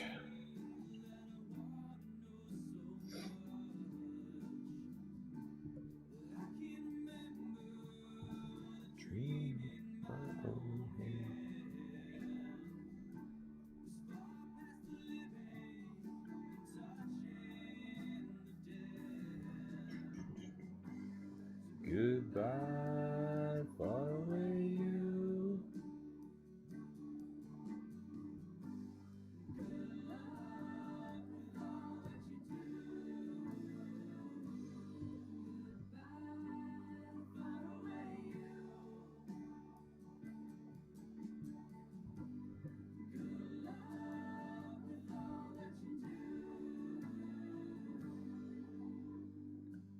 Julian Hahn says, thanks for these frequent streams too, by the way. Berkey and Solve for Y crew, curing my boredom from having one table nowadays. Very welcome, my friend. Eric's Avenger says, flat from the small blind, question mark? Yeah, we do that. You're allowed to call, man. Middling ace X suited specifically is a big part of your flatting range in the small blind. Don't do a ton of 3-betting with those hands. Although ace 8 probably... Did I have ace 8 or ace 6? I think I had ace 8. Ace 8 probably does a lot more pure 3-betting. Like ace 10, ace 9, ace 6, ace deuce, ace 3, those types of hands. They do a lot more calling. Ace 4, ace 5, ace 7, ace 8. Do a little bit more 3-betting.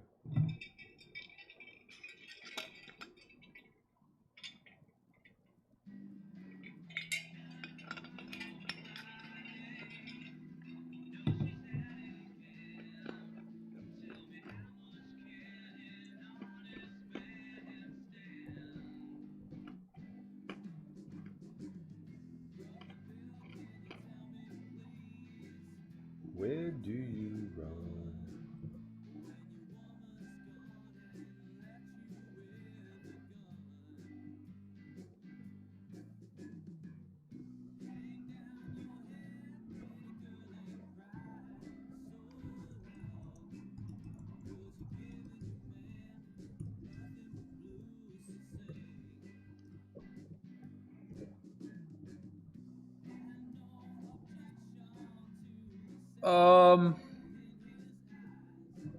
This hand definitely 3-bet sometimes.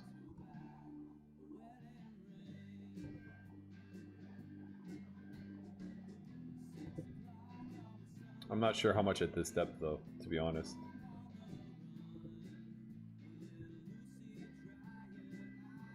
Pretty easy check back. Deuce of spades would have been nice, but this isn't bad. My hands are tied. Clear call here. Improve the pair status.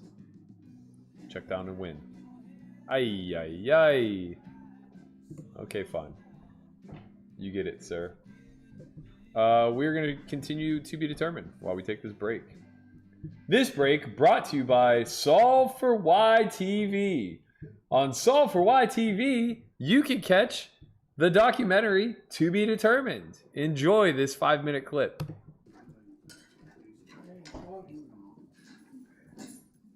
Down. Versus your unbelievable wins. Well, let's talk about a few things. So if you 3-bet with ace 10 off, what size would you use? Well, if he made it 2, I'm leaning towards like 8K, maybe 7,500 to 8K. Yeah, I think that's really good. I think you should also 3-bet like the ace wheel suiteds. Yeah. Like, I mean, well, those are the only suited hands I would 3-bet. I mean, ace 10 off will be my worst non-suited hand, but then, I mean, I would occasionally 3-bet. he's won previously a lot at the stakes that he currently plays, but the stakes he currently plays don't necessarily provide him enough to both live and continue to move through the ranks. I try to play it as safe as I can. Probably not play my best poker because I need to win.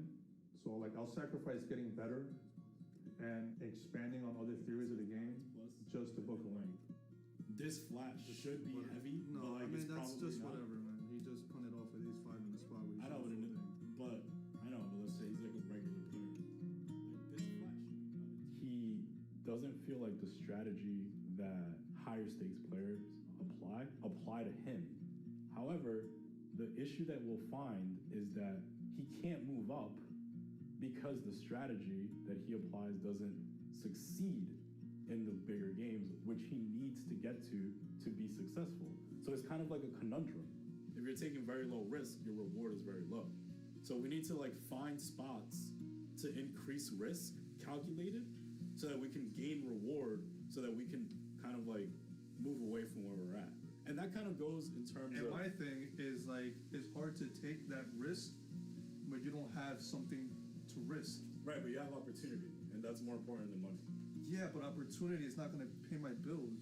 Opportunity is not going to put gas in my car. Opportunity is not going to cover my student loans. I understand, and I'm super grateful for the opportunities, but the opportunities don't cover my expenses. Like, No, but they do. They will if you succeed in the opportunities you're given. But if I fail, then you're just where you're at now. I don't want him to play 1-2 for the rest of his life. I don't want him to play 2-5 for the rest of his life. I think his ceiling is somewhere between like 5-10 and 10-20. And that's really good. Like if you can play 5-10, 10-20 for a living, you're making $100,000 a year. Like obviously you should take lower risk because you're at almost risk of ruin. and I agree with you, Right, but like- that's the only way that I know how to that's what I'm continue saying. being able to live my life.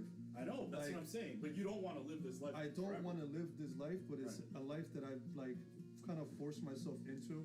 Running the necessary plays to become a winning player at that level will mostly take a lot of like inner dialogue in terms of like, are you willing to risk this much? Are you willing to look like an idiot? Are you willing to be fearless in situations where like you maybe have more money at risk than you're comfortable losing?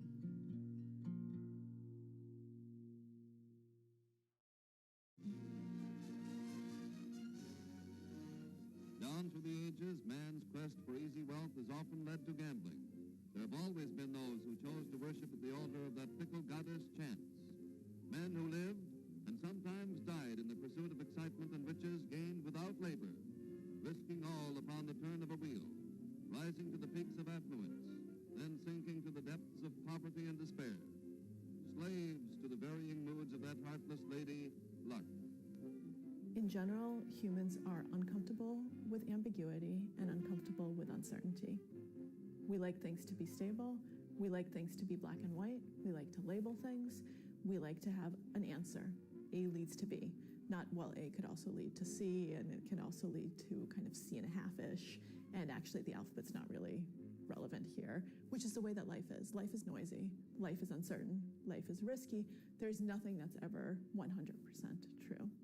Now, because that's kind of the human tendency, that can actually be very detrimental in a lot of decision-making environments.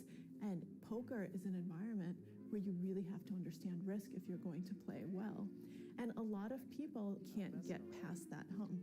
I can imagine that Berkey's going to put another 17,000 in there with this holding. Have you ever watched Berkey play? I have, but he lives for these moments. I came to poker late in life. I started literally from zero. I did not know how many cards were in a deck.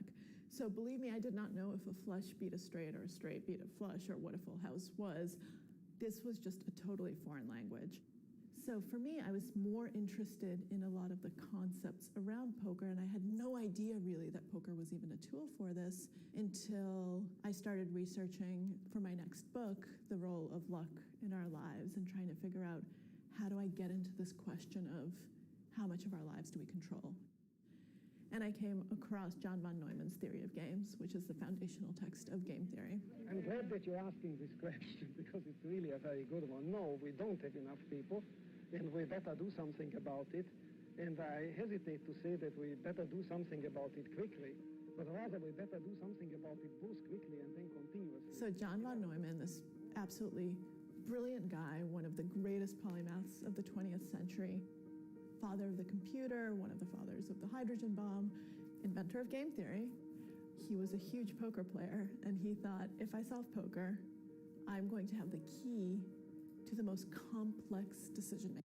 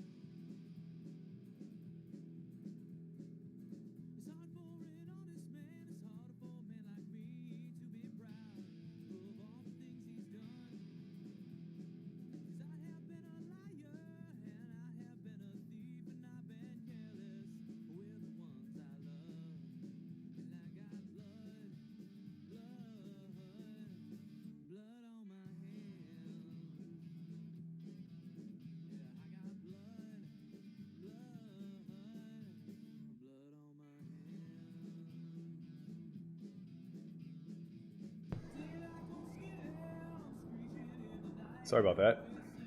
Good thing I didn't say anything. Clip says, behavioral psychology is great for live games. Does it help online, timing, trends, etc.? I don't know that it helps that much consciously live. I think subconsciously... I mean, behavioral psychology for the most part, yeah, you're learning about human behavior as a whole. But I think the majority of the literature that is worth reading is really about self-discovery and developing a more intimate relationship with yourself and like what makes you tick. And sure, learning those things will help you see where other people are projecting and where there may be weaknesses and flaws, which in a poker environment is good because it's something you can take advantage of. But that said, I don't know that it's like such a huge key factor. I think like what you learn about yourself is far more valuable. So as far as like what realm you're in, I don't know that it matters a ton. Eric says, what behavioral psych stuff have you been ingesting? Rabbit holes frequent that road. I can hear in a way that you said you've been reading too much. Yeah, no, that's very reasonable. Most recently, I reread The Happiness Hypothesis, which I really love. It's a great book. I highly suggest reading it with the book attached, which I read first and is probably one of the books that I gift the most to people. I just think, like, once you start getting into your 30s, navigating relationships becomes a pretty critical skill. God, this is so annoying to fold. And I probably didn't do enough to cultivate that skill because I was too singularly focused on me and things that involve me, which relationships often don't. They often involve more sacrifice and, I guess, attention to the person that you're cultivating that relationship with, be it family, friends, significant other, whatever the case may be. So attached really helped me understand a lot about where we tend to see the world a little bit too much through a selfish lens and not necessarily enough through the other person's point of view. Happiness Hypothesis kind of doubled down a lot on that. It was a lot about virtues and and just essentially like the idea of process-oriented thinking over goal-oriented thinking, which I'm a huge proponent of. There were just a few chapters dedicated to this concept that true happiness is not the pot of gold at the end of the rainbow, but it's the rainbow itself and the process to getting to the gold, if you will. Talks a lot about the ego, the superego, and the id, which I think are interesting aspects of the human psyche to understand. You know, basically like where we have control, where we relinquish control to our biology, our subconscious, what have you.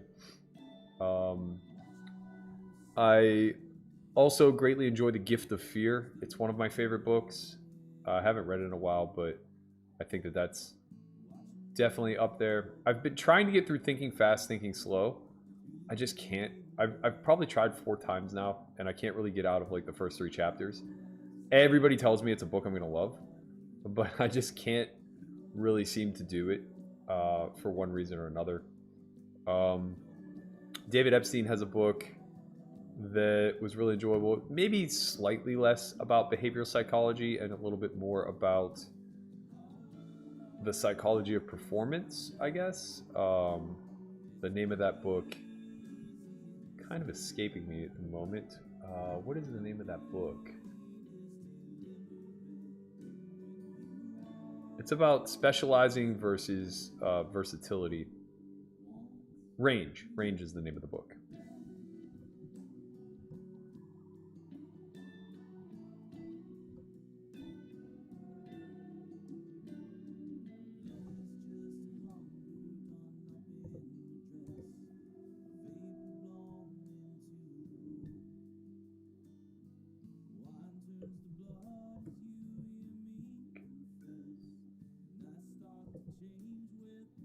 Maybe a little bit loose, but we're here.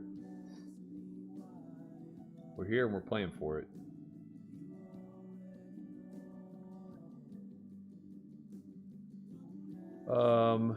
Sub pot behind. I think we just rip it here. We deny equity to his ace high hands.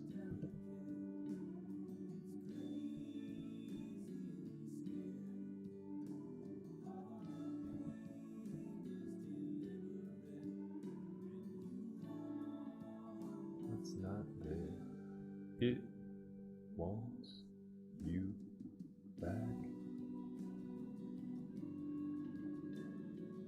Zane says, don't you want to 3-bet more with small suited aces in the small blind as they can hit a wheel as well?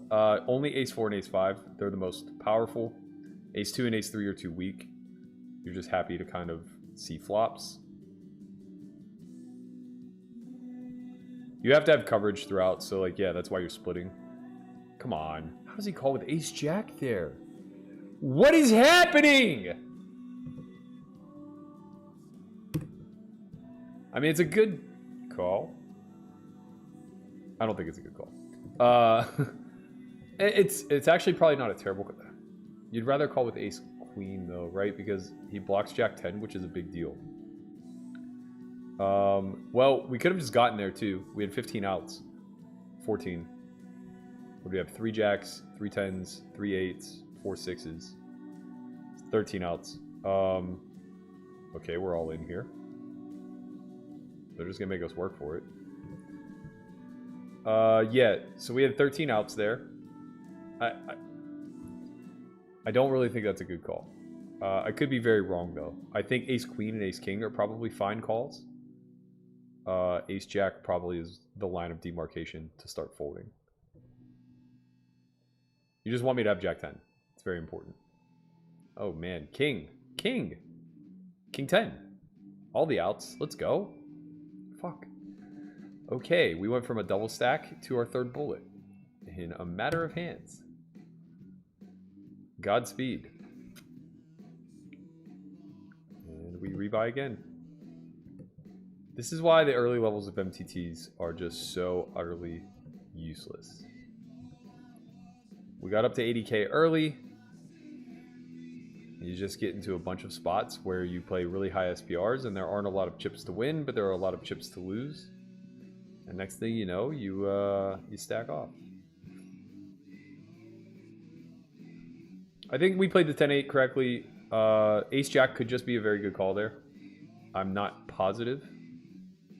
My inclination is that it's probably losing, especially when you're correct and I have 13 outs. Like we're stone flipping there. But if you're wrong and I have 10s, you're a 3-1 dog, which is pretty unfavorable. Obviously, I don't have sets, but if I have like a hand like queens, which is trapping, which is very viable, you're now like a 5-1 dog or a 6-1 dog. Yeah, just versus range, I don't think Ace-Jack is performing very well. Ace-King, Ace-Queen definitely doing a lot better.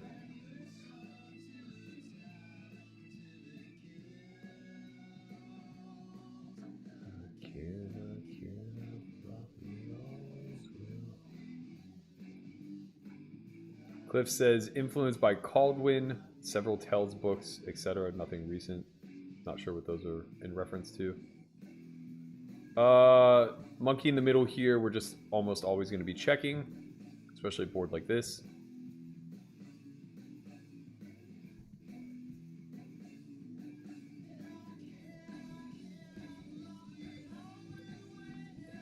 Man, it's so hard to put runs together.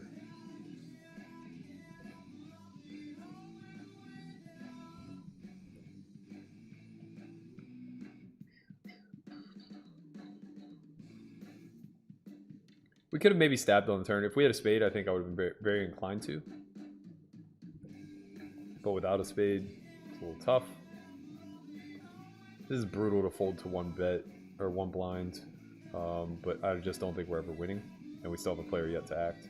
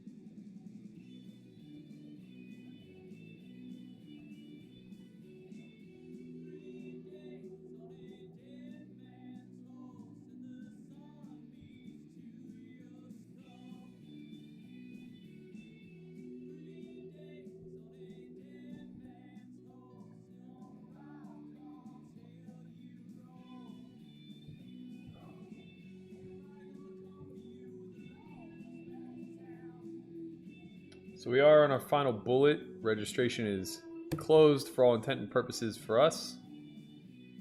We are looking to find a hand. Man, we just had piles. And then, boom, disappears.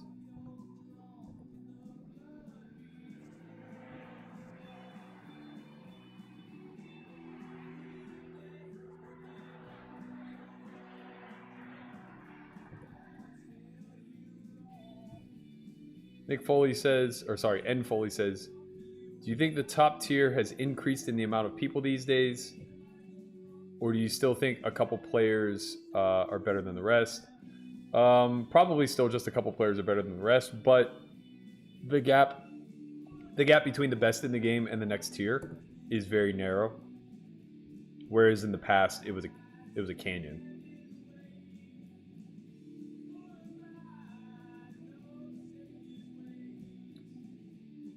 Michael Tagami says that King Queen off was a tilt shove. It's a very standard shove at 24, man. Very, very standard, especially over a 3x open and a limp.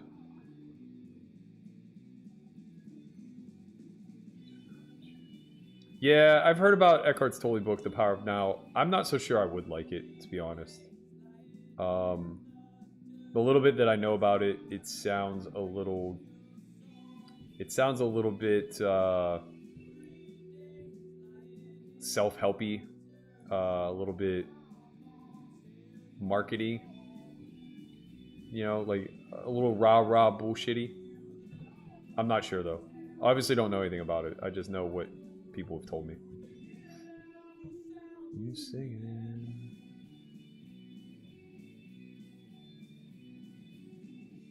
Who am I on judgment? Everyone's egging me.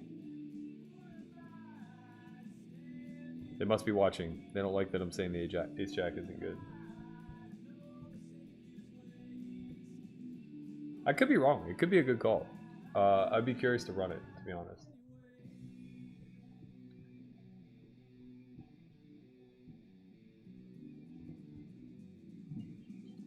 If he had ace king or ace queen there, I would have been like, ah, that's shitty, but fine.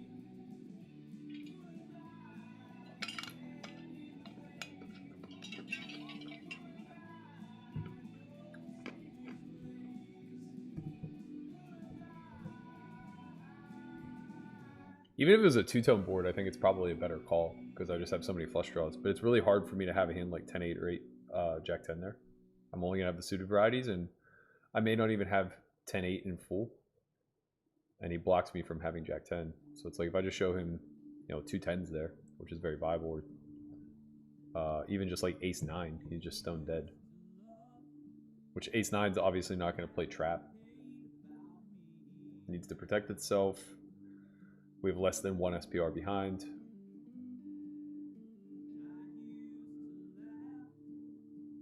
We'll have other 9s to call with. We'll call with like 10-9. King 9 suited. King 9's probably close. King 9 probably jams.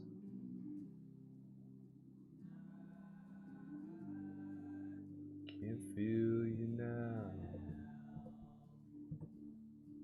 Do-do-do.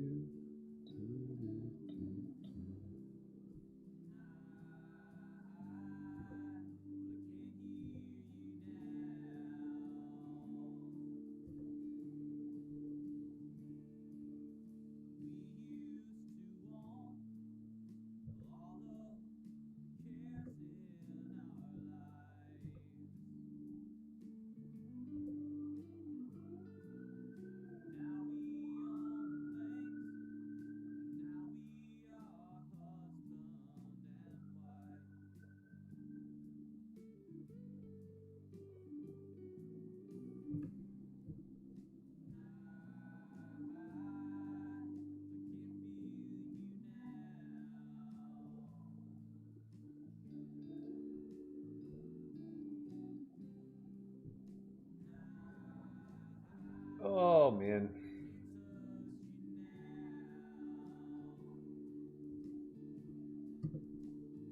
When you lie.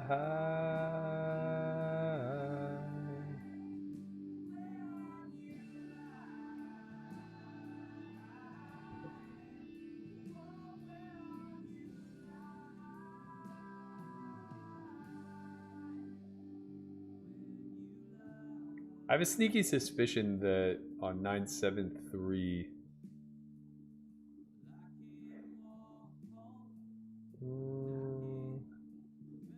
we're at like 1.5 SPR.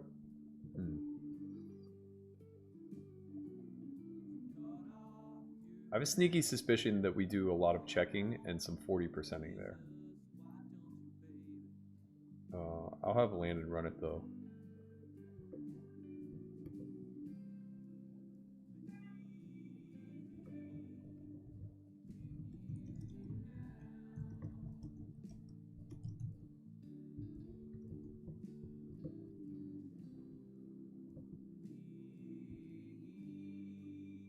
Can't hurt you now.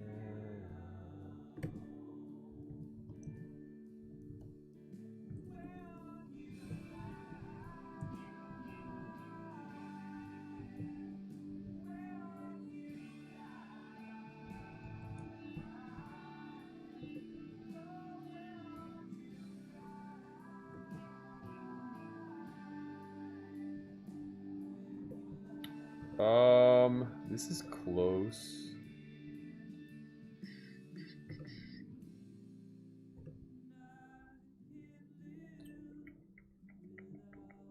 Yeah, I think this is a rip. I think this is a rip.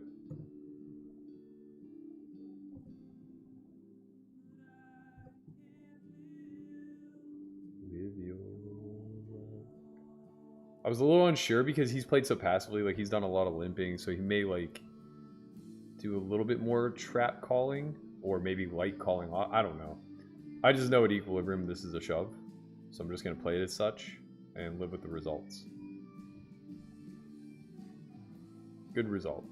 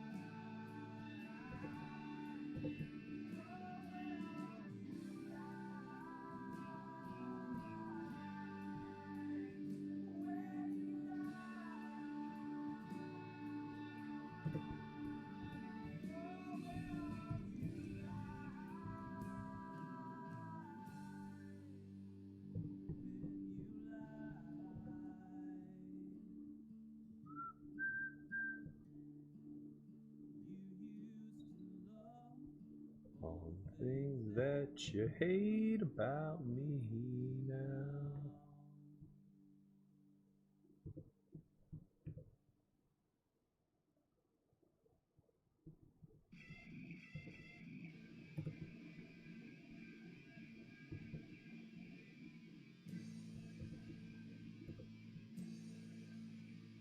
Pretty good flop for us.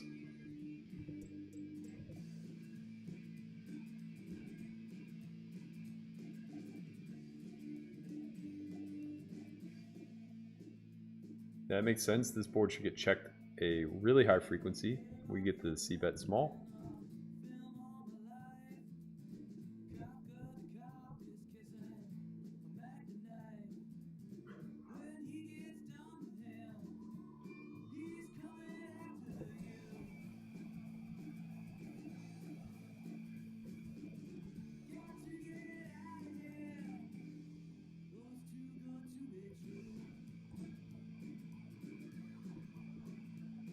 Okay, we check back now. Pretty good run out.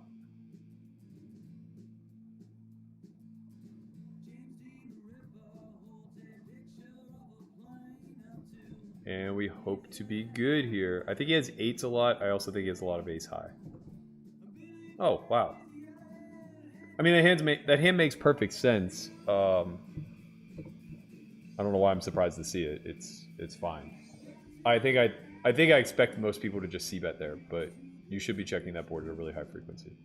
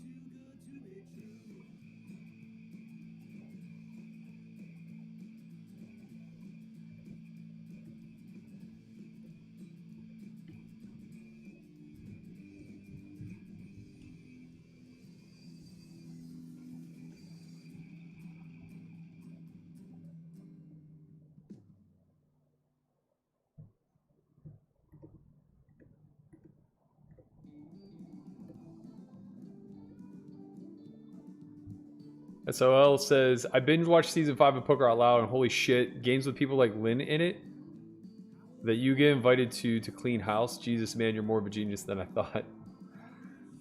Yeah, she's spicy, man. She's a spicy meatball. She likes to mix it up.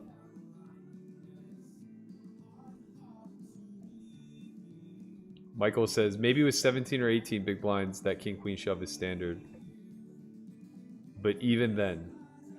Yeah, I don't think you know your reshove ranges very well, man. But I'll tell you what, if you want to get to learn your reshove ranges better, you should check out the WSOP homeschool that we're running in September. The pre-flop lessons are going to be led by Jesse Sylvia and Russell Thomas, both former November Niners from 2012, and owners of Floptimal, which will give you the optimal pre-flop solution, and will tell you that that king-queen is a jam over a limp and a 3x open. Myself, Matt Hunt, and Landon Tice will be leading a lot of the post-flop theory as well as fundamental MTT lessons. And then the Mad Queen himself, Charles, will be doing all the ICM and endgame work the final week. We may have a special appearance by Andrew Brokus, who's going to discuss game dynamics and the environment of the WSOP. The entire syllabus is catered towards WSOP open events. So we'll be utilizing the structures of like the 1500s, the Colossus, the Monster Stack, things of that nature to give you a really good feel for what to expect from your WSOP experience. You can head to solve4y.io and hit up the shop if you would like to sign up. You can use the sign up code S4Y Stream 250 to save 20%. And you can just hit hashtag syllabus if you'd like to learn more, or hashtag homeschool if you would like the link. It don't get easier.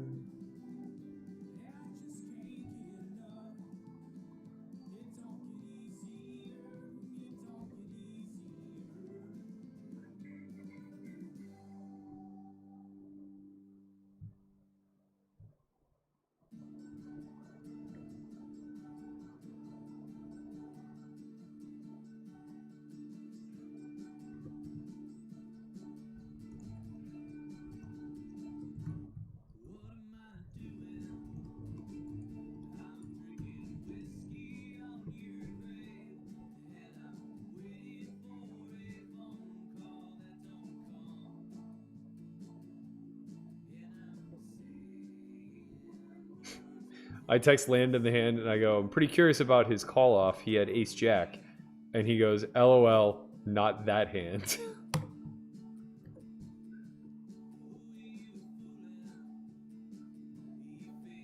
Worth your pretty mouth.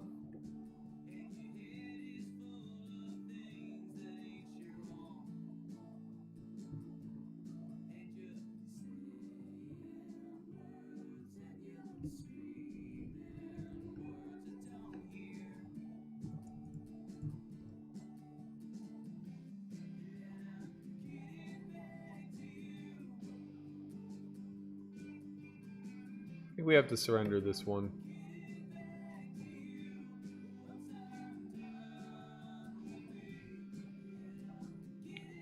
Under the gun -5 or -4, -3, whatever. It's actually a much more wow.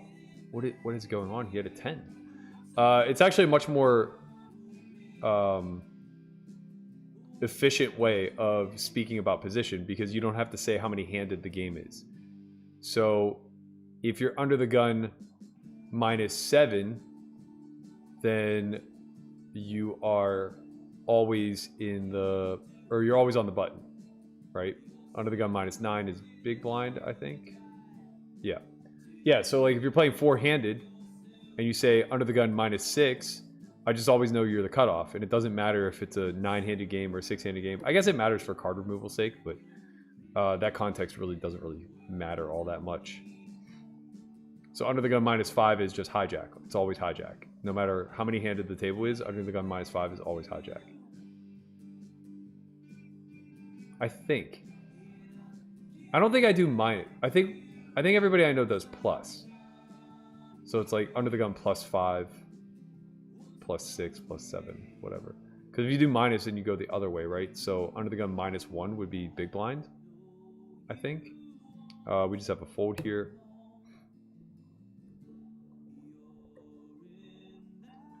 Big house all alone, does it frighten you? Frighten you?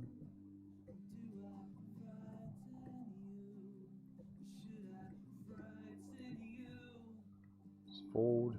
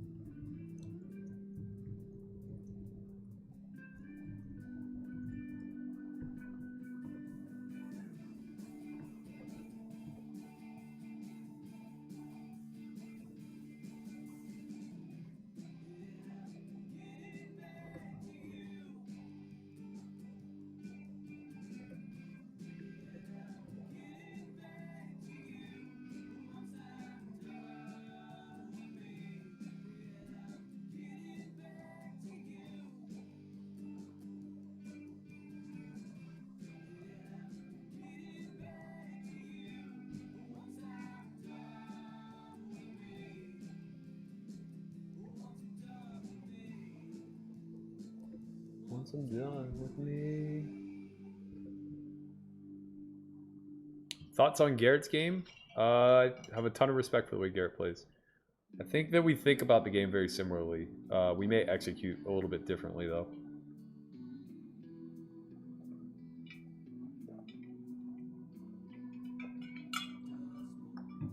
People walking down a dirt road since you were born.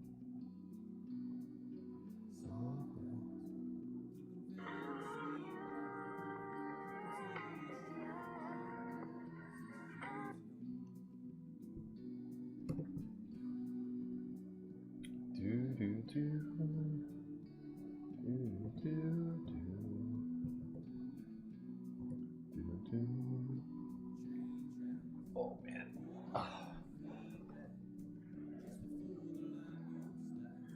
Tell me what you want.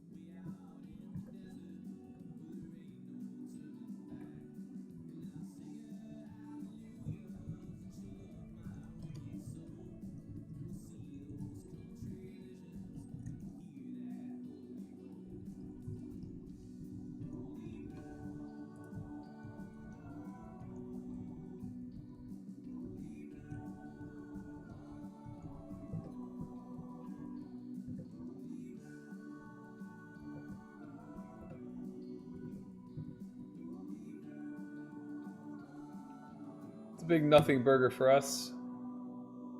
We had such high hopes. Fold, fold, fold. Almost 40,000 up top. What a good time to pick up a hand. The blinds just increased. We will always be all in. Folds to us. Do we trap? What do we think about? Well, we don't care. Let's go. Come on. Jack. Jack Queen. One time. One time? Okay. That was deflating. Oh, man. Sad. Sad day. Well, I don't really have a ton to say. It was fun while it lasted, I guess. I think that we played fine. We played perfectly fine. We got a little bit unlucky. I think that ace-jack call-off is probably not great, but, you know, neither is missing whenever we get it all in there with 13 live ones. So it is what it is. That's going to be the end of our bracelet chase today. We're going to have the 1K tomorrow, but I'm actually not going to stream because it's the only event that I'm playing, and it's only a 3-hour event. And the best case scenario is that we make day 2. So here's what's going to happen. That's it for me from Pittsburgh, unless I bag in the 1K tomorrow, in which case I will be playing day 2 on Monday, and I will guarantee you a stream. If I make day 2 on Monday, then I'm also just going to stick around for Tuesday and play the 3200 high roller that got canceled last week that they switched to this week, or to Tuesday. So fingers crossed this isn't the last time I see you, but if it is, thank you guys so much for tuning in and for the support. Again, if you want to check out Homeschool, we're doing an entire WSOP prep course. You can check that out at solveforwhy.io. Just head to the shop. All the information you need is there, or hit hashtag syllabus, hashtag homeschool in the chat, and you will get the links to both the syllabus and the registration. Mention again that we are giving away a free month of Solve for Why TV. So if you'd like to view our content for the right price of $0, go ahead and head to solveforwhy.io, use sign-up code FREEMONTHAUG, and you will get to see all that you want to see behind the paywall, including 5 full seasons of Poker Out Loud, 3 full seasons of On Second Thought, and more courses than you can shake a stick at. I hope you guys have enjoyed the streams. I hope this isn't the last time that I see you this month, but if it is, again, thank you guys so much. I always appreciate the support. You guys come out in droves, day in and day out, and it doesn't go unnoticed. So thank you guys so much. I'll see you soon.